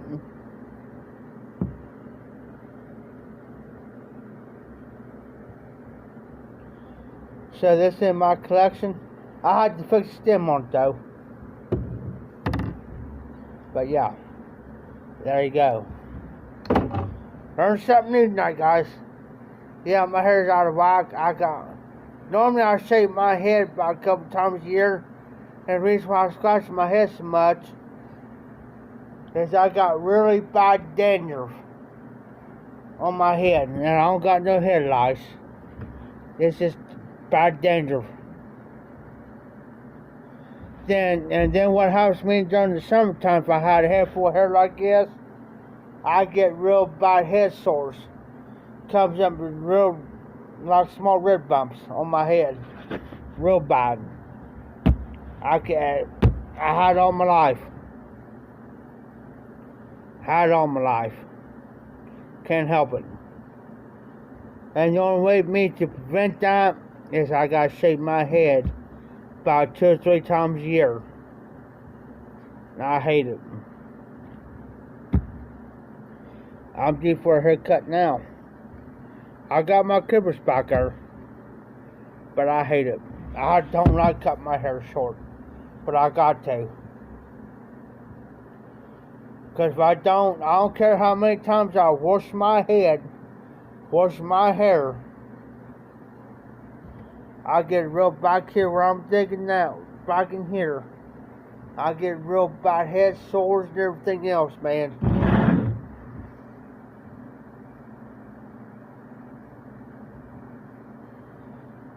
I hate it. Sorry about the hiccups.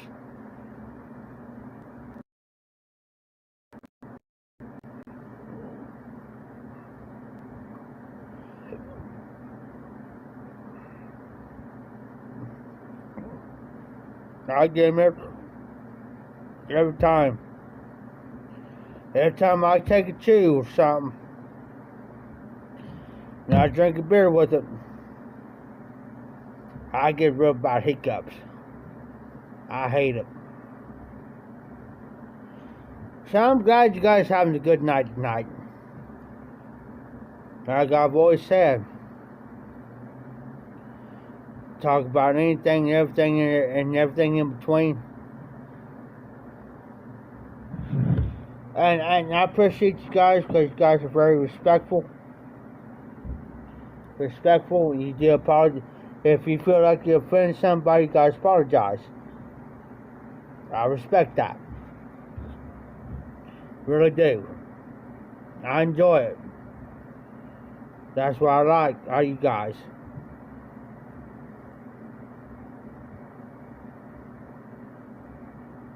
But also, I give you guys permission. I've said this many times. If somebody comes in this live, I'm talking to people like RD, Recovery, Mike, RD, Cody, Smoking Farm, whatever. If you feel like somebody's been disrespectful towards, like me, or anybody in the live, you have the right to boot them off the live, and you do not need my permission to do so.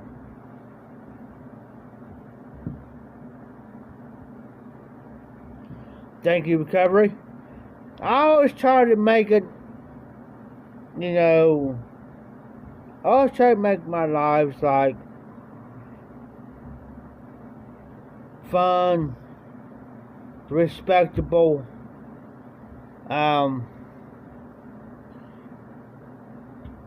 like I said, talk about anything. I had to take one guy off because he was, there's 2 people, I'm not going to mention his name, and I'm not going to mention the other 2 guys' names, but there's one night that he was being kind of disrespectful in my life. I kind of let it go, and I shouldn't have let it go longer than what I should have. But what got me was when he said Bible thumping. That made me more madder than anything. That upset me. And it made me upset, and I got mad about it. I didn't show it. But I made the video the next day to apologize to 2 people that are regulars in my life. I apologized. It should not be me apologizing, but I felt obligated to apologize because of the simple fact, you don't come on somebody's life for doing that crap. All because of one subject that we was on. I'm not going to mention the subject, but I will not tolerate anybody like that coming on my live. Because if it comes down to it, I'll call them out. Exactly, Recovery. Exactly. Exactly. And that's why I expect you, RD, all burned up John, a few other people that comes in.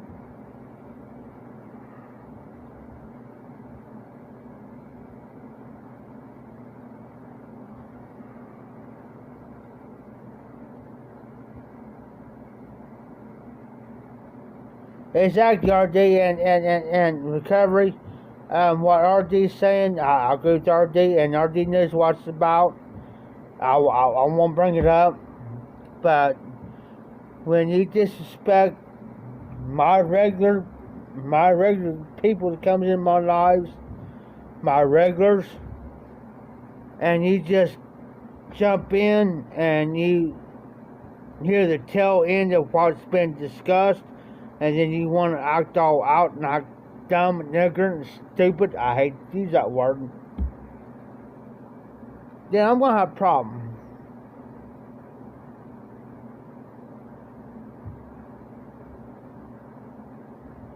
Exactly, RD. Recovery, I'm sorry, I'm using RD's name. Sorry, Mike. That's my fault. But yeah, I understand. And I will not put up with it, and I don't expect you guys to put up with it. And now he knows now not to come on my live, because he knows now. Because I won't tolerate it. I don't expect you guys to put up with it. We're here to have fun. We're here to talk pipes, tobaccos, whatever everything else comes in between. And that's what it's all about. General discussion. If say like RD brings up something wants to talk about, we'll talk about it. If Recovery Mike brings something up we want to talk about, we'll talk about it. If all brought up John wants to bring something up, we'll talk about it. Or if it's Cody Smoking Farm wants to bring something up, we'll talk about it. To a point. And if somebody says let's move on, we'll move on. Something else. That's fine. But I want you guys to know that. You have the right. Don't need my permission. You have the right to do so. But if it comes down to it,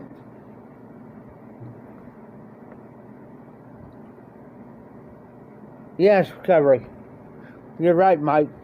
Now, if it comes down to it that you guys can't do it, you can put them in timeout, but so for 5 minutes, if they come back on, they start, then I myself, since I'm doing my life, I myself will permanently remove them from the live. And I will not hesitate. No second thoughts, no hesitations. Gone. You're out. Because I will not put up with it. And I won't. Because I will not have somebody coming here not only disrespecting me, but also not disrespecting you guys. Because you guys have been faithful to me. And I will not put up with it. And I won't.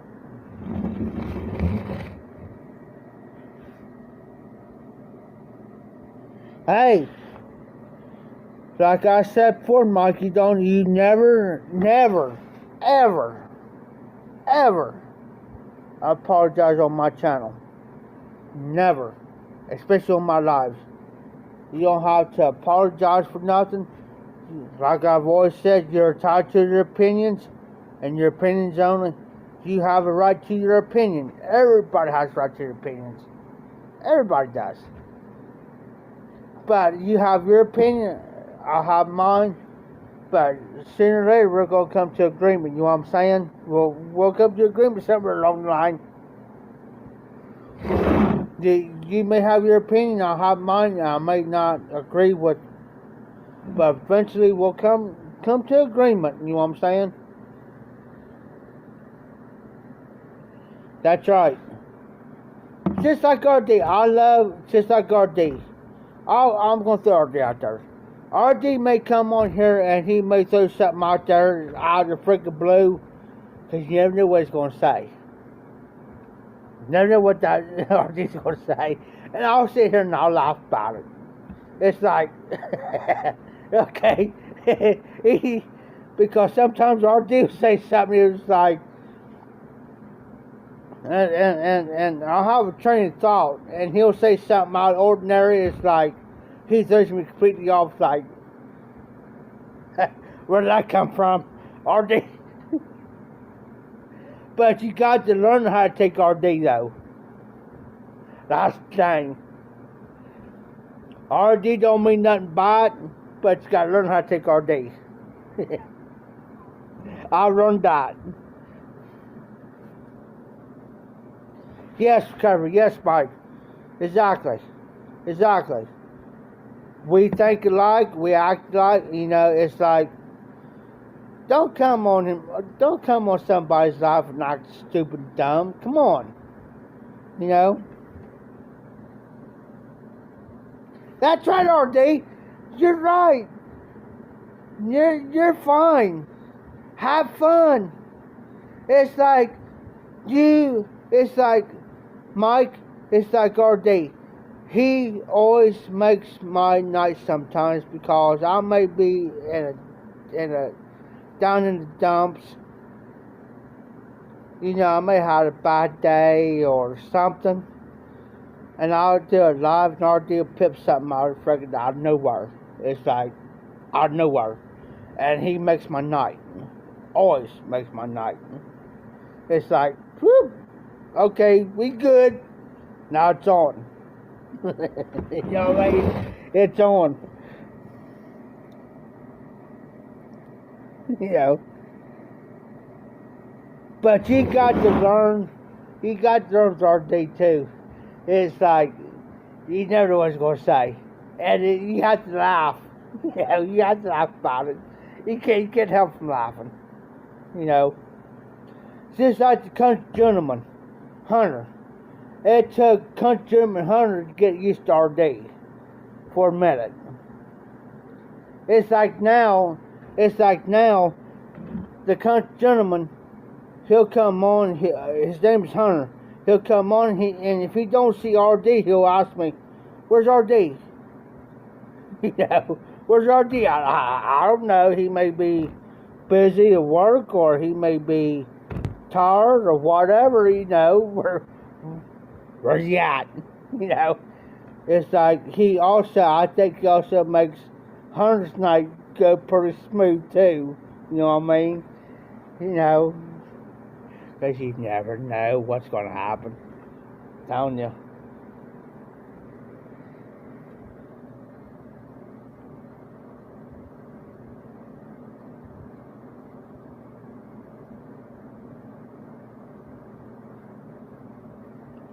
I appreciate that, Mike, because we try to make the night fun, because we always try, between me and RD. He'll get something started, and then I'll have to agitate on a little bit on it, you know what I mean? Matter of fact, where is Hunter? Country gentleman, he's off the quad. Where's he at? Where is Hunter? Hunter, you still on?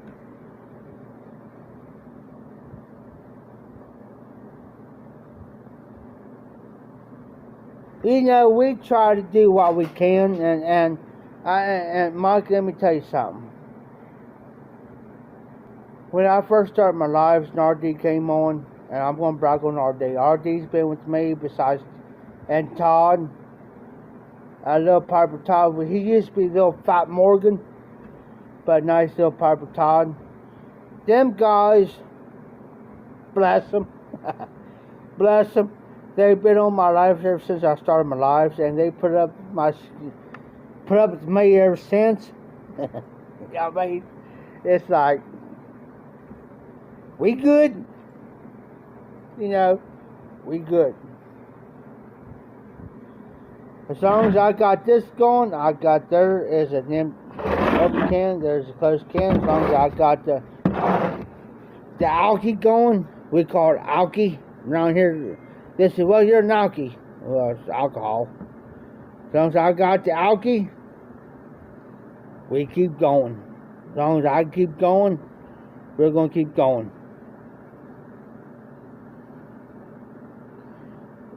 And that SRD's got to get off.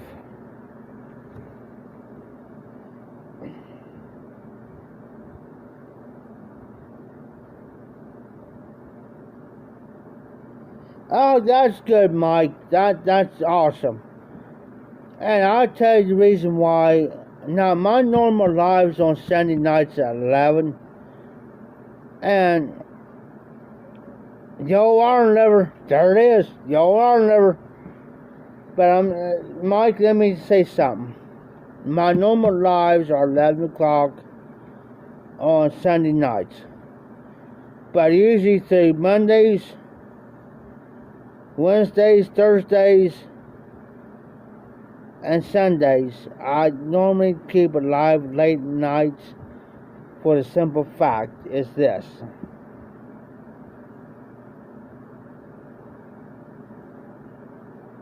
That's right, RJ. That's right, Mike. And I'll tell you the reason why I do it. It's because a lot of times, a lot of people in the private communities up late nights on YouTube don't got nothing else to do and they get bored. And that's why I run my lives. At 11 o'clock, we'll go 2, 3 hours, whatever, how long you want to do it. That's why I do it through the week. Because now Tuesdays is all brought ups and Saturdays all brought ups. I don't do. And there is Smoking Farm. There's a prime example. Smoking Farm just came in.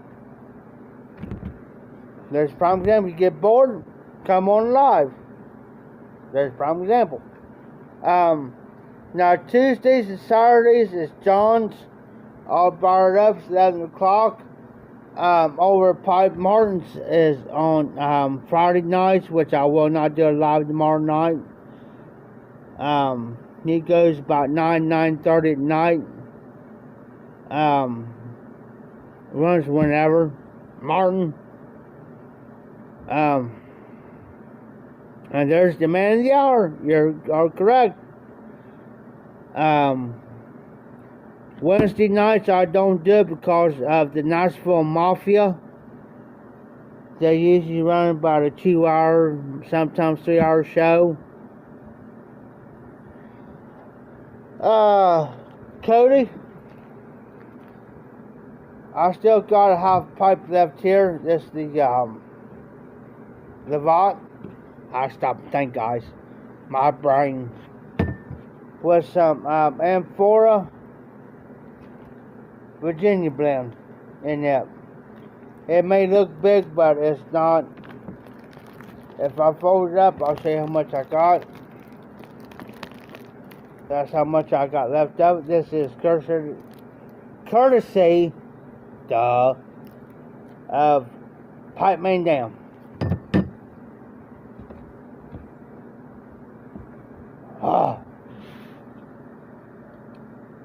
Right now, I got blisters on the end of my tongue. It's not from pipe smoking, it's from eating spicy stuff. Wacky tobacco. Oh no, not RD. RD won't do no such thing like that. Now, come on, RD. Not RD. He won't do no such thing. No. Not RD.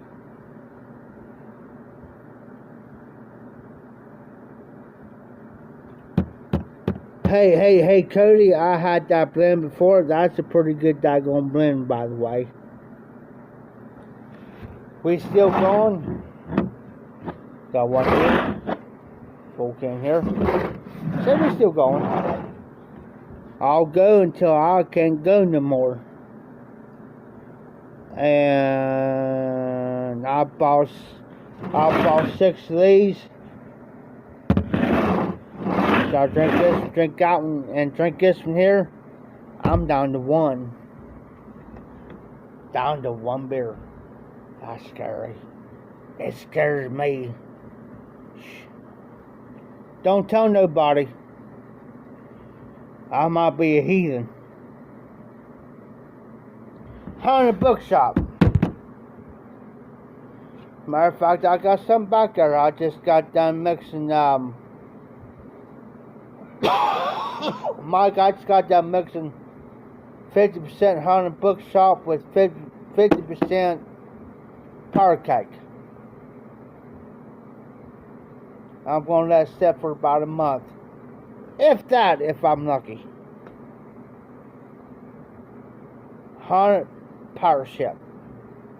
If I'm lucky, if I can last, if I let it last that long.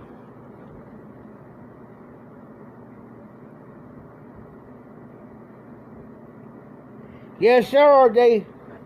Yes, sir. Well, I'll tell you something, RD. Me and all brought up. John made a bet one night. This when I was living out that way. He did a 4-hour live one night, and I said, I'll bet you I could do a 5-6-hour live. Just a friendly, light friendly bet, you know what I'm saying? It wasn't nothing serious, there wasn't no money involved or tobaccos, nothing like that. So there's one night I did it live for 8 hours straight. One night. 8 hours, guys. I started 11 o'clock at night, and I went till about 6, 7 o'clock in the morning, 8 o'clock in the morning. Straight.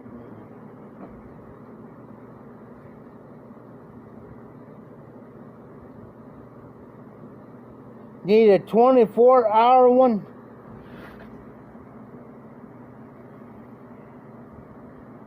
I'll tell you what I'll do, Cody. The bet's on. The bet is on, Cody. 24 hour. So I gotta go from 11 at night. 11 in the morning, that's 12 hours. Then I gotta go another 12 hours.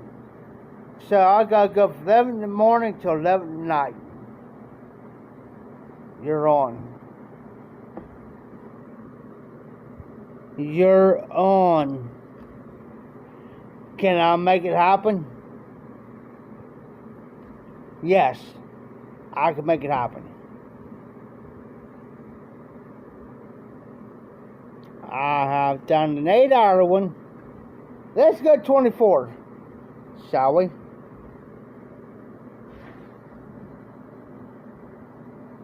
That's right, RJ.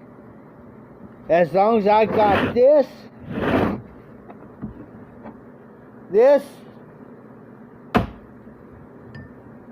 and this,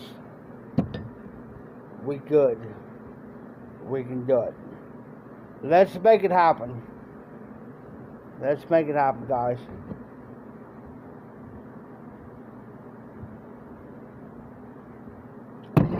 I might have to conk off about a half hour. RD, let's make it a later date because I got stuff due tomorrow and Saturday. Let's see. I tell you what I can do. Let me see if anything's going on one day next week and we can make it happen.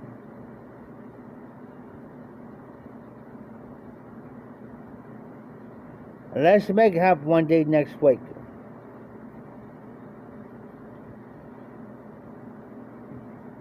And trust me, I do got a charger. I can charge this phone up. I can stick a charger in that and we can go. So let me see what my plans are for next week. Because I know tomorrow I got to do some stuff. I'm going to be busy. Tomorrow I got to finish jobs up tomorrow. I won't be here back here till about, I'll start 10 o'clock tomorrow and I won't be back here till about 8 tomorrow night.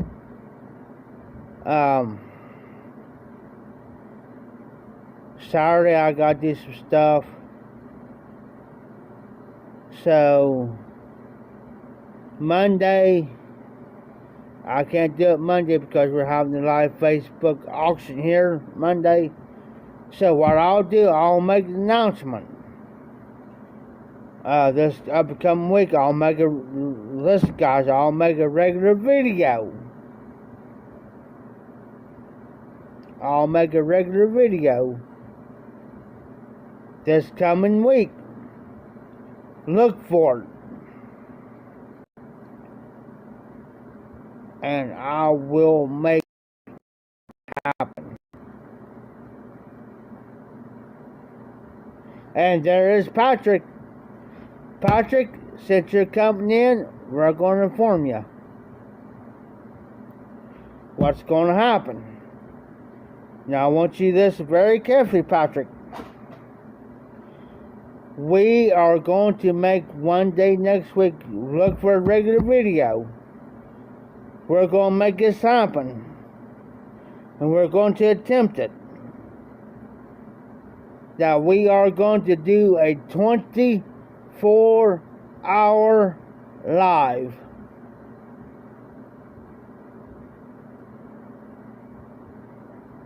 Yeah, you heard me correctly. A 24-hour live.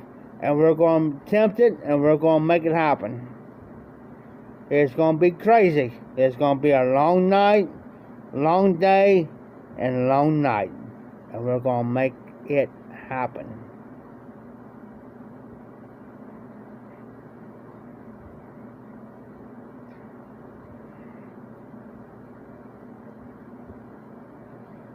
RD threw it out there. RD threw it out there. I ain't going to say anything on that. Just a thought. RD threw it out there. Just a thought, guys. Just a thought. RD just put it out there. Just a thought, guys.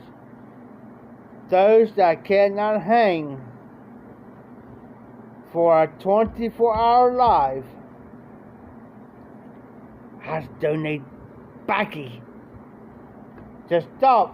I'm going to leave you guys. Can we make it happen? Can we do a 24-hour live? Who can hang? Only thing, there's 3 things I need. Now I'll have it.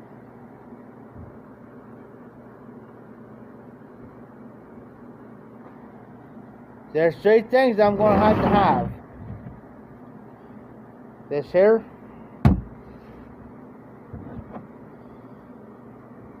This here.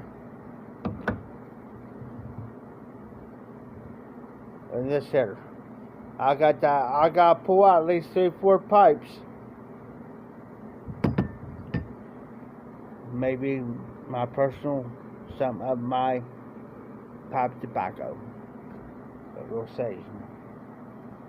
See who can hang. But I also understand too, RD. There's some's got jobs. They gotta get up early in the morning and do it, but I understand that.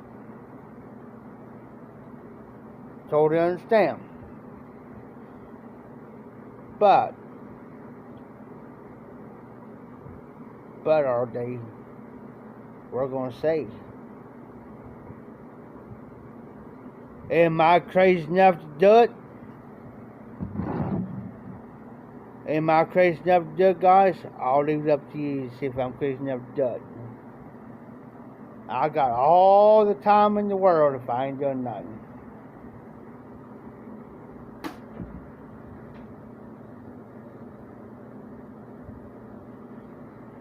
That's their thing too, Patrick. I understand I mean, I understand that too. Their too. Life gets in the way, guys. So here's my thing. I'll do a 24-hour live. I know this people works. Life gets in the way. So we're gonna make an exception, guys. Exception. For those that work and life gets in the way, which I understand that, we'll exclude that out. You know what I'm saying? We'll put that over to the side. And we shall see.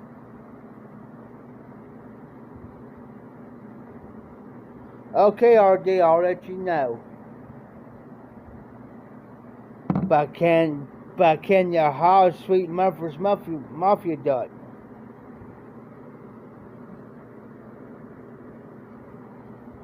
But can I do it though? That's the thing. Can I do it?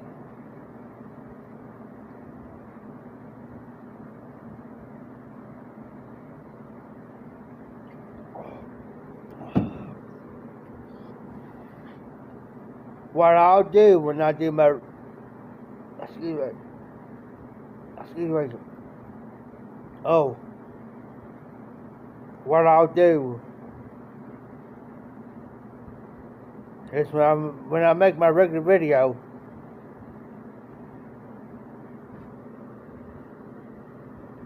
true RD, true. But what I'll do when I do my regular video is I'll put in my title I said 24-hour live. Who's it? When I do that video, I'll give you guys the date, the day, and the time it starts. And that's why that gives everybody enough time, which I can understand. That gives everybody enough time to do what they need to do, or whatever. Because I know sometimes, like Patrick said, life gets in the way, work.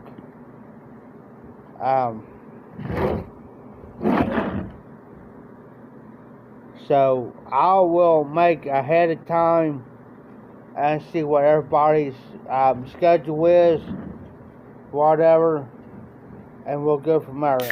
And what I'll do is I'll work well with everybody. If everybody can comment, pass the word along ahead of time. Say, hey, you know, High Sweet Memphis Mafia Piper is going to make a video.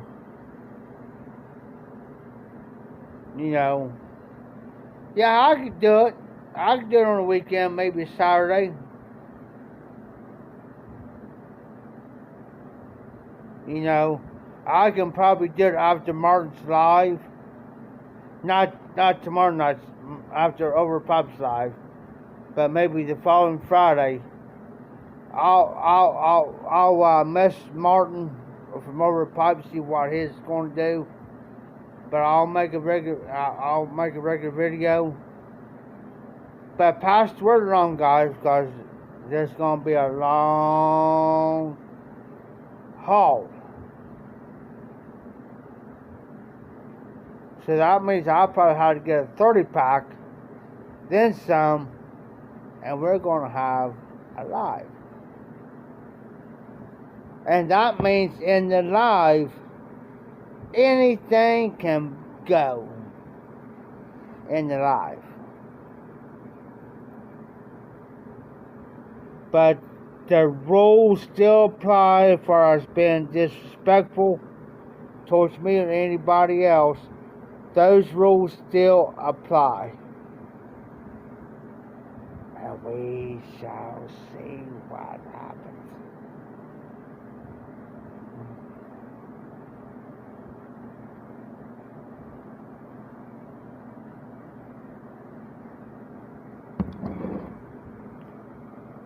Because I'll let Tim know ahead of time.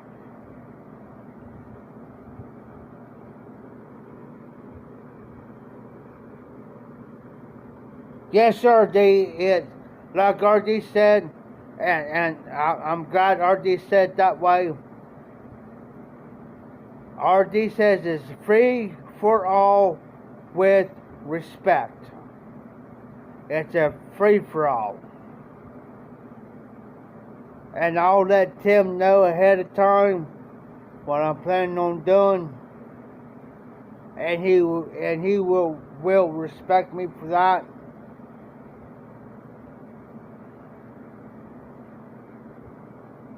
So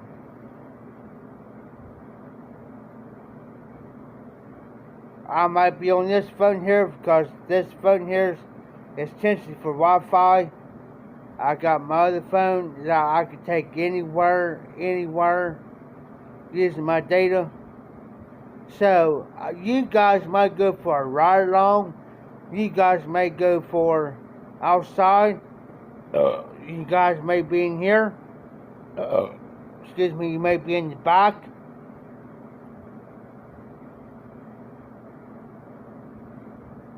Whatever.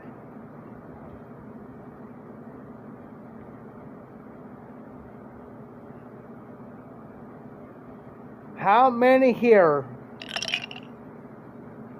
I'm going to try to attempt to do this without losing Wi-Fi.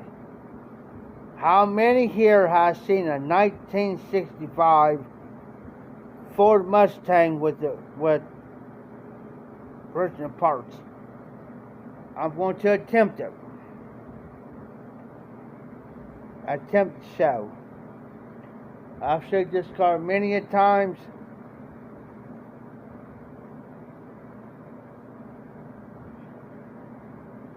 So I agree with RD, and thank you, RD, for saying it that way for me.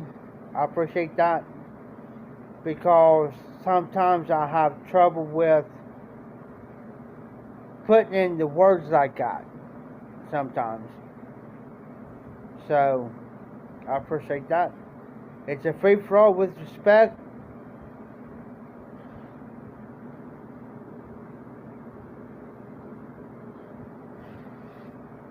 Yeah, these eyes have seen more than the glory, son. RD in Vegas. What happens in Vegas stays in Vegas. These eyes have seen more than what you ever seen in your lifetime. Mercy.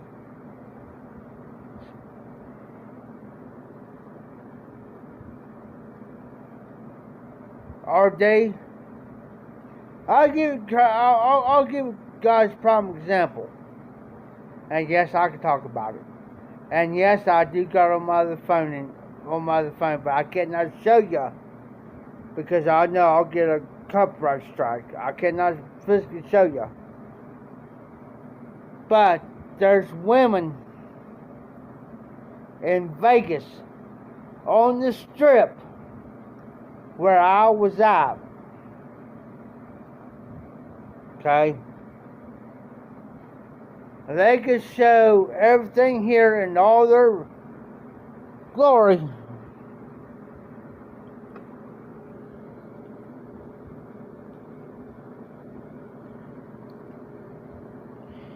Okay, Patrick, you never seen a 1965 Mustang.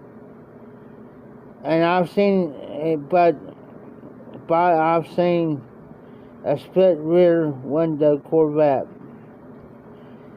Okay, RD. Okay, Patrick, hold on.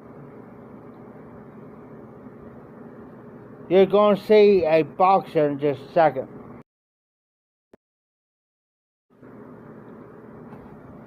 Hold on, guys.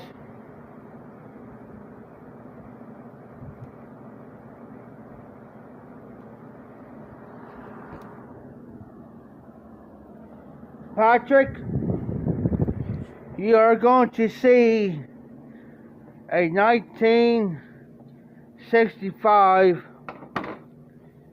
Mustang. I'm heading you to the car now.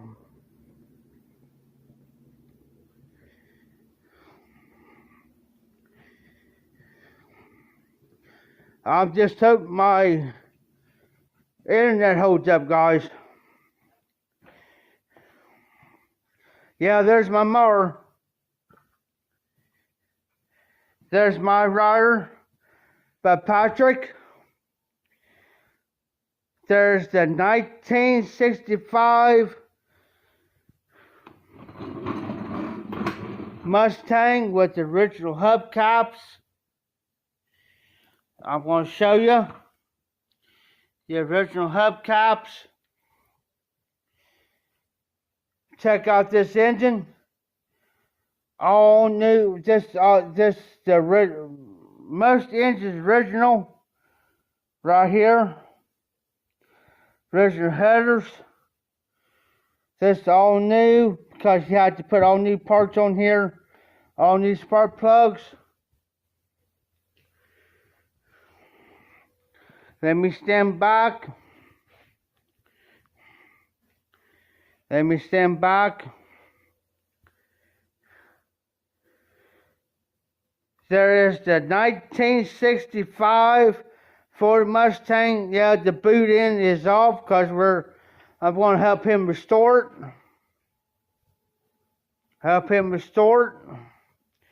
He started on it, but he never finished it. But I'm going to help him do it. They're inside the car. Yeah, the passenger seat's out. All original on the inside.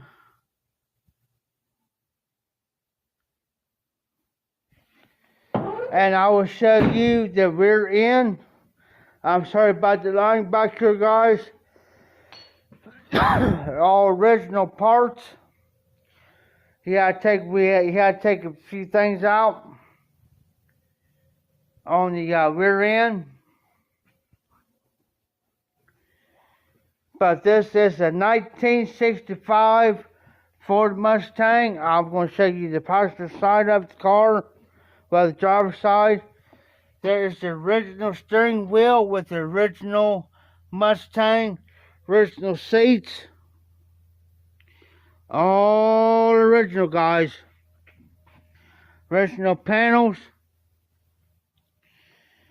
So I'm going to help him finish the car up. Whatever car he wants, I'm going to help him do it. It's just he never took the time because he's... Yes, sir, Thurday. But there's the original engine. The only thing that's new is the carburetor breather, distributor cap, and the plugs. Everything else is all original on this engine. All original. There is the original Mustang. All original grill. Original bumper.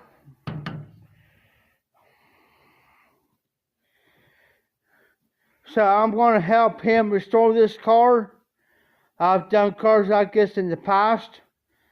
And I will help him with it. It's just he got to stick his mind to it. He just turned 17. Tim's boy just turned 17, and this car is all his, guys. A 17-year-old kid. 17-year-old kid.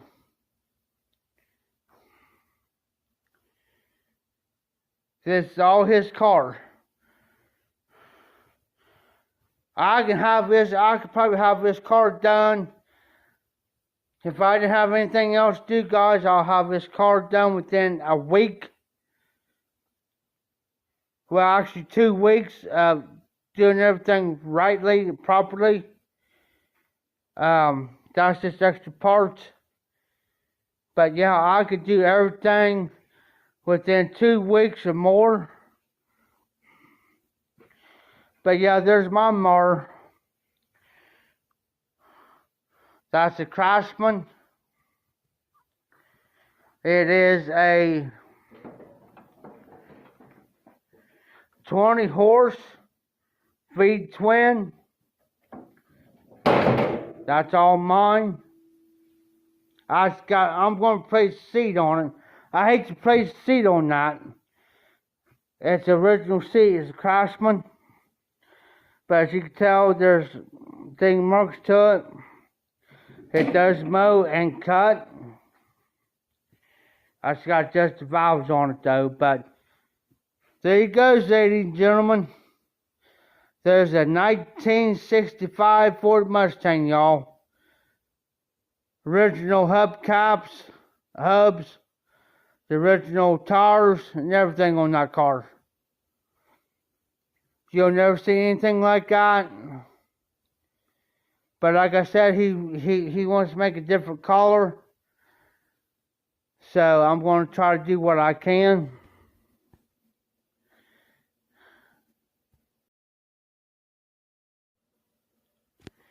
So I'm going to try to do everything I can to help him.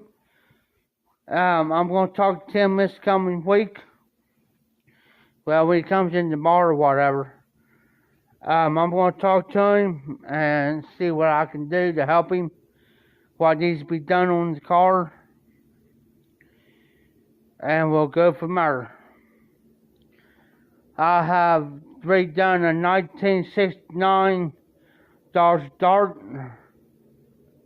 I have helped him almost completion of that car. Another guy, and he turns around at the last minute. He sells the car to a guy at the last minute. I have put about a month worth of work in that car, restoring it and whatever, and he just turns around. So because I was down at McDonald's one day and I haven't seen it, and I said, that looks like that same car, 1969 Dodge Dart. And I said, that looks like that daggone car on that rollback. Sure enough, guys.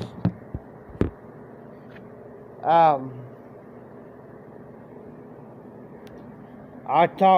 talked to him. I said, I was sitting down at McDonald's. I was standing outside McDonald's. I seen that car. And I said, that car looked awful familiar. I said, that looks like the 1969 Dodge Dart. I said, did you happen to say, yeah, I sold it. I said, all that time and labor that I put in that car,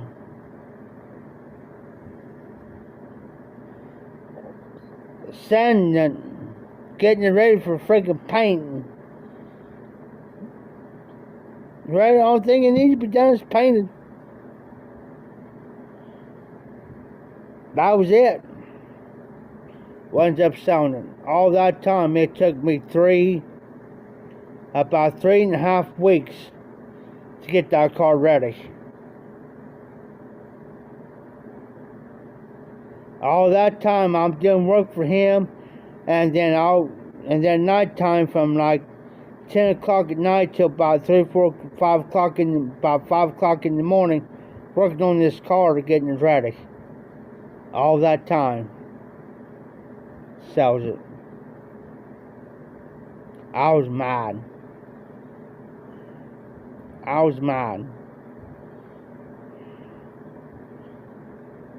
So I'm going to talk to Tim. I'm going to say, Tim, you tell me what needs to be done to that car. I'll get ready. I said, I don't want no BS. I don't want no jokes. Tell me straight out.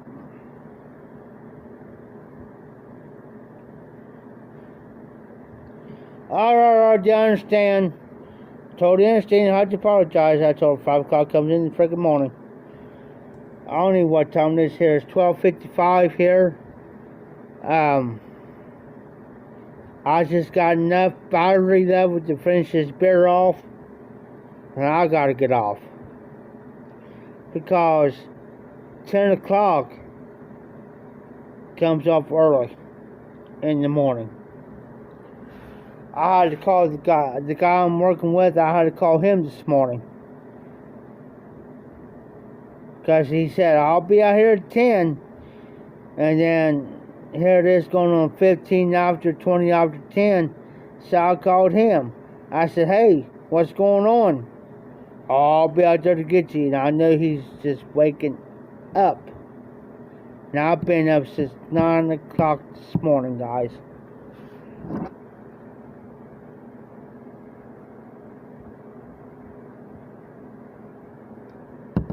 So, Patrick, you got to see a 1965 Ford Mustang. And that's a value of a car back there. That's one of the things I'm responsible for here. And very rarely, I've showed this car a couple times on my lives before. But let me tell you guys something. I am responsible. Not for the stuff, not only am I responsible for the stuff up here, but I'm also responsible for stuff back there, like our car. Back there. Because if anybody would know that car was back there, trust me, they will try everything in the world to break in here to get that car.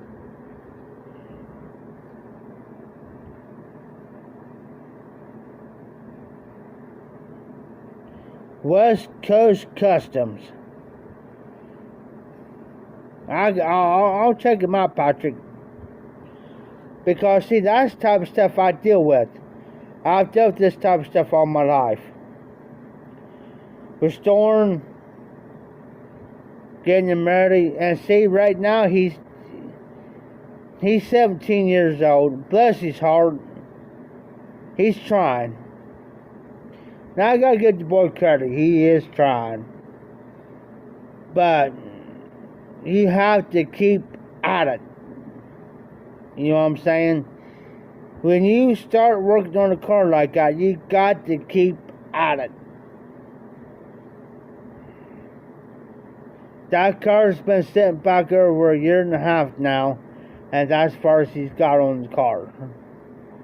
Now me, I can have that car done, like I said, about 3.5 weeks. Maybe a month. If I took my time to do it right. And the only thing he has to do, I can get the car ready as far as painting wise.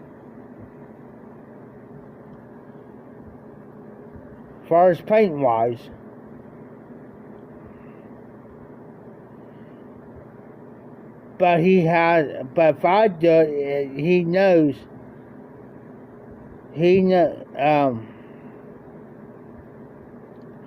RD, you be safe. I'm sorry, RD, you be safe, be well.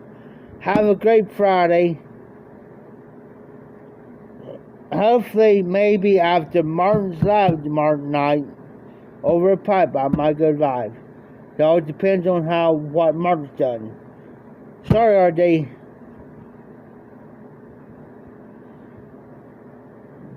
My bad. I've dealt, and Tim knows, the guy I'm with now, work for, he knows. And the only thing he has to do, his boy comes in here, and I'll tell him, I said, man, you got to be specific. Do you want a paint job on this car? Yeah. Well, you know what? There's more work to it than what you think it is. If you want this car done right,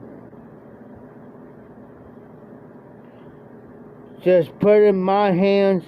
I'll have the car ready for you to paint.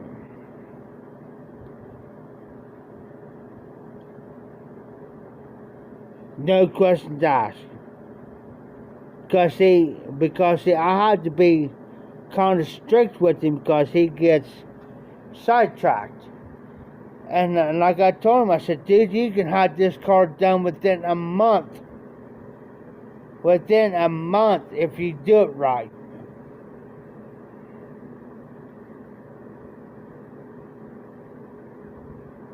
But like his dad said too, his dad Tim, he says, he looked at him and said, Justin, if you take, because he didn't want to take the car home, he said, Justin, you ain't going to get that car done. He said, what's the point of you taking it home? Well, that got me a freaking thinking. Well, I'll tell you what, here's going to be the deal.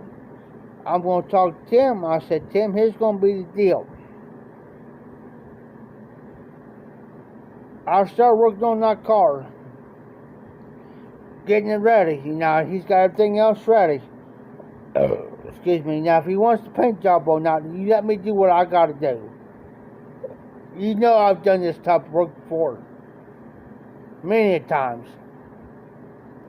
I've done the job. Let me freaking do it. I'll get that damn car ready. That's what I'm going to say. Excuse my language.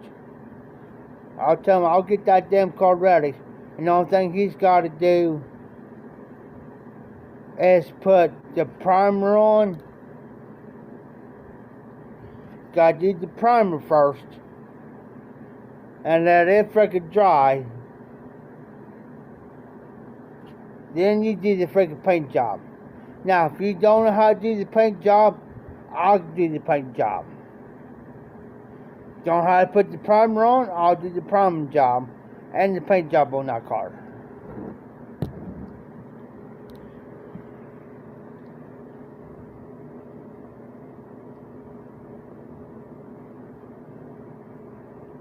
Exactly, Patrick. Exactly. And he don't comprehend that. When you do body work on a car like that, and between the 65, it takes a lot of damn work, like you said. It takes a lot of daggone work, and he doesn't comprehend that up here. I can make our car look like when I get done with all that work, sanding, primer. But if there's certain spots needs, no, it's solid. It's solid car, so there needs no Bondo. And I hate them freaking Bondo. I hate it. But that car is all solid all the way around. Don't need none of that. Thank goodness. Thank goodness. But he's got a electric sander. So what he has to do is he wants a different color. So if he wants me to do it, I gotta send all that white off there, down the middle. Strip all that paint off all the way around that car. Because there's no damn way you're going to put primer on there, then try to repaint a different color. There's no way. You can't do it. It ain't going to look right. So I got to set all that down. The bare metal, where you see on the passenger side boot end part, you see the metal part. I gotta send all that down.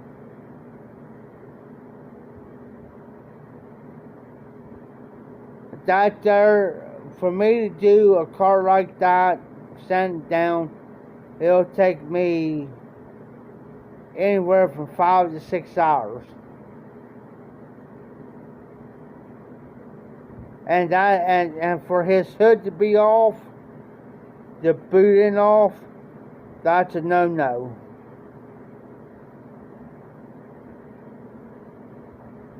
That's a big no-no. You gotta have the boot on and the hood on to do it right, to make it right. I'll get out. It'll take me just one day. One day to, excuse me guys,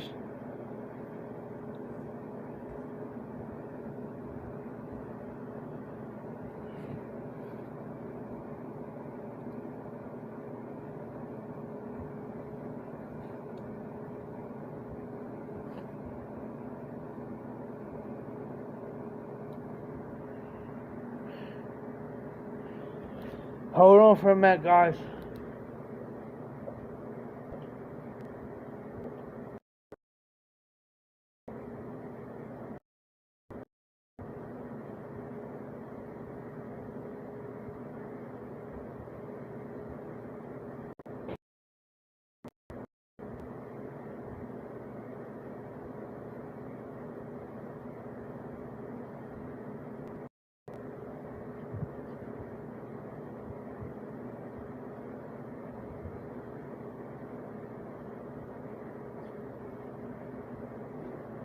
I had to grab my other phone real quick. Sorry about that. But yeah, body work and stuff like that, you have to take your time on it.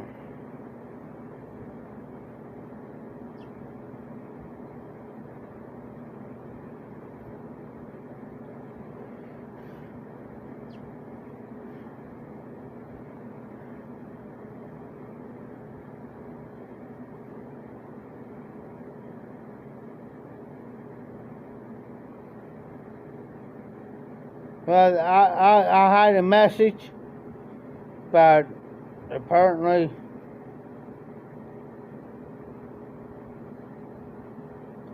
sorry about that, guys. But yeah, the body work and stuff, you got to take your time on it. I mean, you can't rush to it.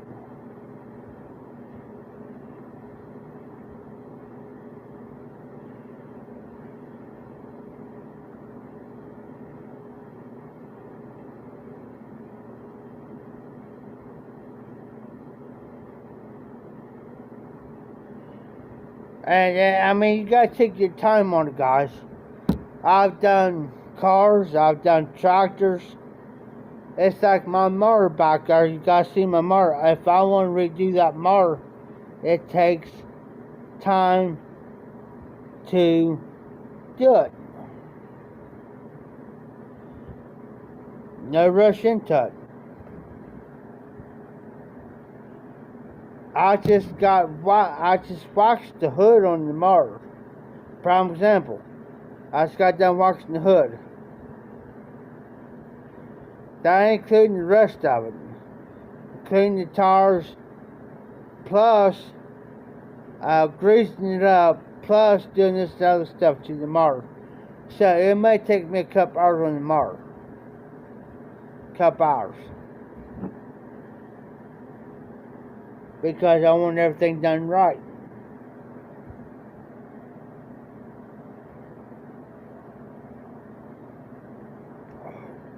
I want everything done because I'm particular, guys. I'm picky. Very picky when it comes down to stuff like that.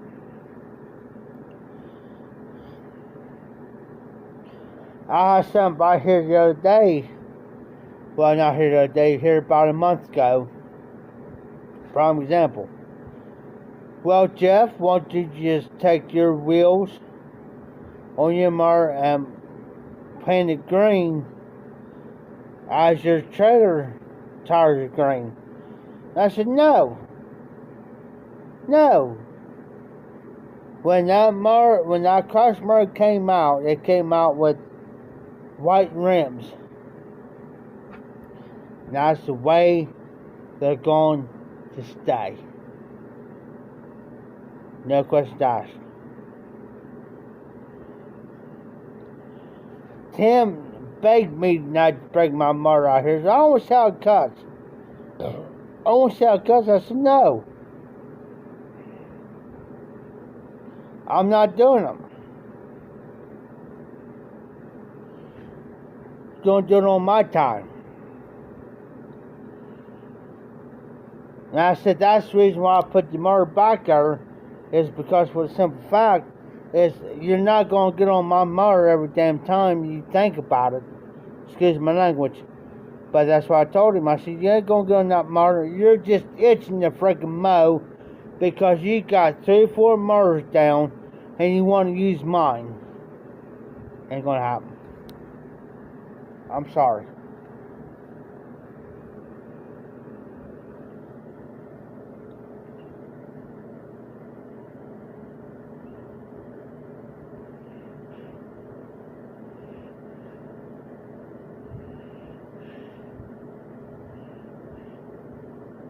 Yes, you have to. It's a steady. Once I run this, and I painted cars, backhoes, stuff like that. It's got to be a steady. When you squeeze the handle on the spray paint, it's steady. When you get down to the end, you let go. When you come back, you overlap. About that much. You don't want to overlap. It's steady. You have to be steady and quick. Steady and quick like this. You know, when you do the doors, you do everything, but you have to use, what I use is newspaper and not duct tape, but the masking tape. Cover the windows up on the hood, not the front window, back window, side windows.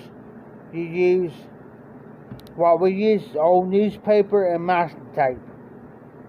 And you gotta be quick when you do it. But it's gotta be steady.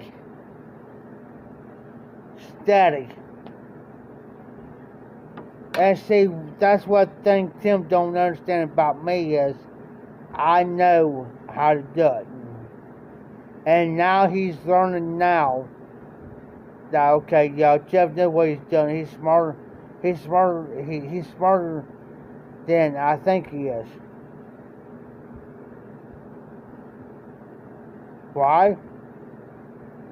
Because I don't put my business out there. I don't put my fishing out there to brag. I don't put my fishing out there to say, man, like he's other, oh, I know what I'm doing. I can do it. I don't do that. If he looks at me and says, you know how to do it? I said, I can do it. I don't say no more. He knows. It's like, oh crap. He knows what he's doing. He knows.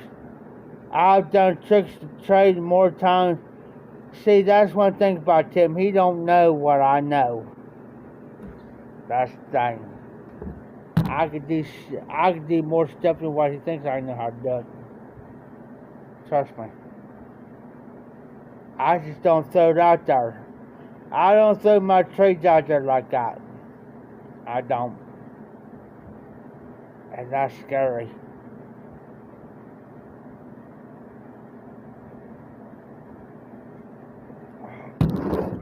Just like his oldest boy. He's 38 years old. 38 years old. I went back and showed him how to put blades. I got my blades back for my motor, right? Now I ask him, see how to put blades on the motor? Never done it before. Looked at him. Like this. I said, you serious? You never put blades on a freaking motor before, especially on the riding motor. No.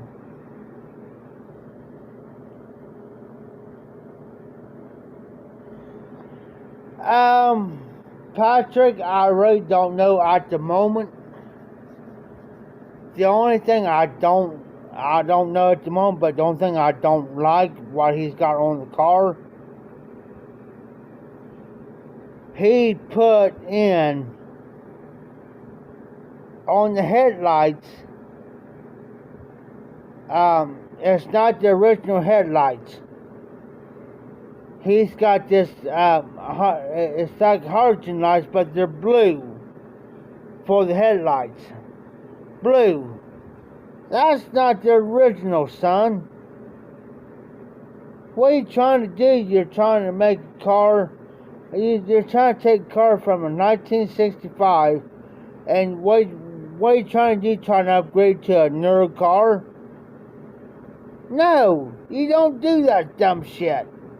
I'm sorry, excuse my language. But you don't do that dumb crap.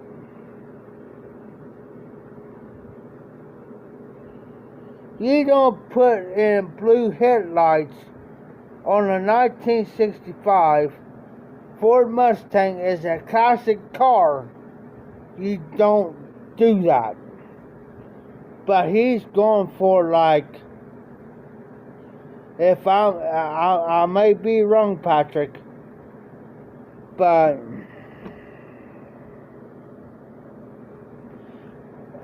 see, Patrick, you take a classic car like that, you don't do that. You don't do that to a classic car. You keep everything original. Everything. Headlights, taillights, everything. Now, it may need, now it's white. Now, what I would do now, as far as your PIN number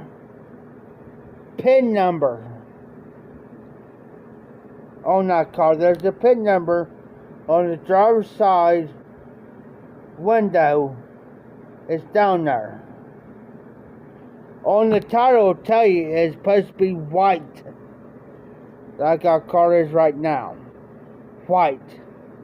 You got to go buy the same color on that vehicle, on a classic car.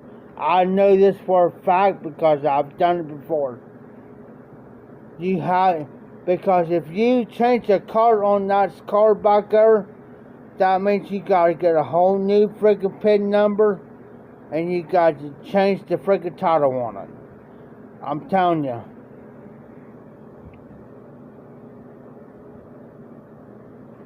Yes, everything on that car has got to be original. Everything. Headlights, taillights, suspension, everything. It's got to be original. It's like today's cars. Because that freaking PIN number on thing, if you would got pulled over in that car, it's like having a new vehicle today. They can run that PIN number, and you got a title to it. And that car, and say like our car back there is supposed to be, I'll say that's an off-white. Say like off-white. Okay. Everything's got to match up on that car. No matter what. It's like the newer vehicles today. Say like you got a van that it takes midnight blue, and you're redoing it like the front end's off, like this, like you got the van here where your tire is. Say like you put a panel on there, like you put a new panel on, and you put a new bumper on that, and the other side does the same thing, takes another panel where the front tire is. You have to use, and say like that vehicle's midnight blue, you have to spray paint that midnight blue to match the rest of the vehicle. You cannot change a color on the vehicle because that PIN number and what it says on that title. You cannot change it whatsoever. Because if you do, you have to get a whole new freaking PIN number up there. Plus, you have to get a whole new title for it. I know for a fact, if anybody says any different, I'll call BS on it. Because a guy used to work for,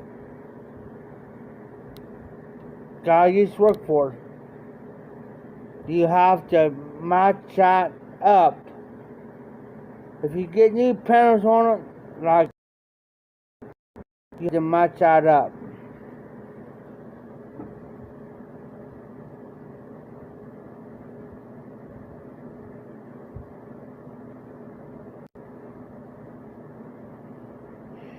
Now, true. Now, where I live, every state's different. Now, I have seen people do this.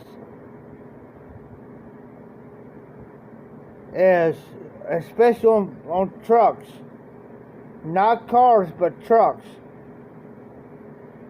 They have put a different door on, it'll be white. Like a passenger door or driver's side door. As long as the rest of the color of the vehicle's there. You can have a midnight blue truck. You can have a midnight blue truck, right? And say like he puts a white door on the passenger side. Truck door. It could be white. That's fine. As long as the rest of the vehicle is the same color. That's fine. Same with the car. You can do that. But as long as the rest of your vehicle is the same color. Like green. And you put a white door on. Driver's side door, whatever. Alright, Todd. Good night, Todd. Be safe, be well. Have a great Thursday. Be safe, be well. Hopefully I see you. Excuse me. On Martin's Live tomorrow night. Over a pipe. Live. I should be back here by the time he gets on. So hopefully you have a great Friday. Great weekend. But yeah, Patrick, as long as you have, like your door can be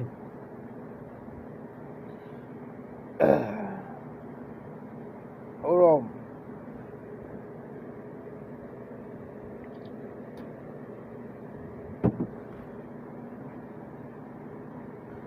Say like your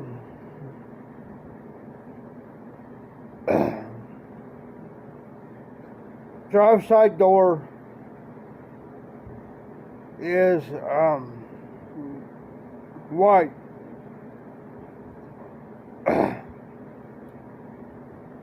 That's fine.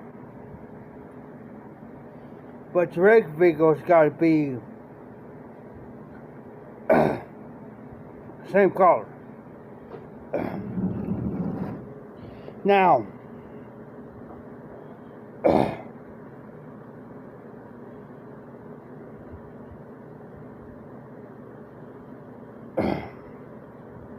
excuse me. I'm finished shaking my throat. Now, every state's different.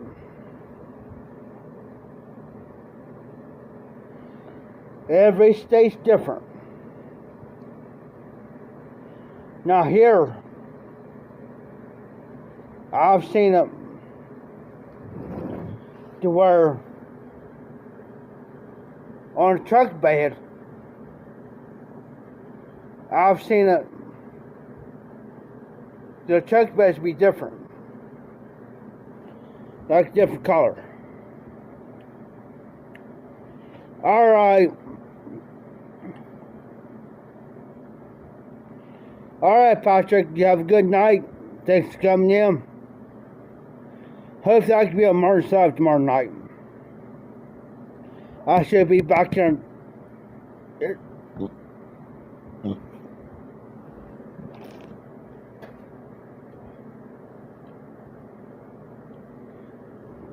Here in time.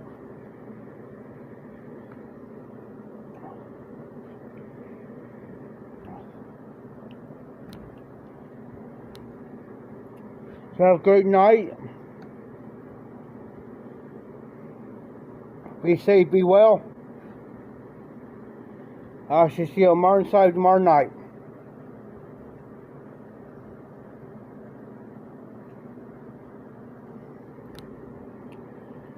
My throat's bothering me real quick.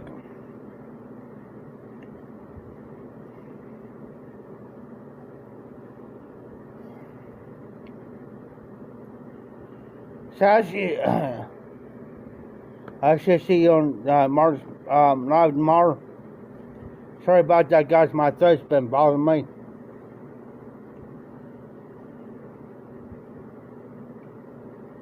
So y'all be safe, be well out there. Y'all have a good night. I'm getting off myself. Y'all be safe, be well out there. This I'll see most Muffy Piper. Keep them lit, keep them spring. Y'all take care.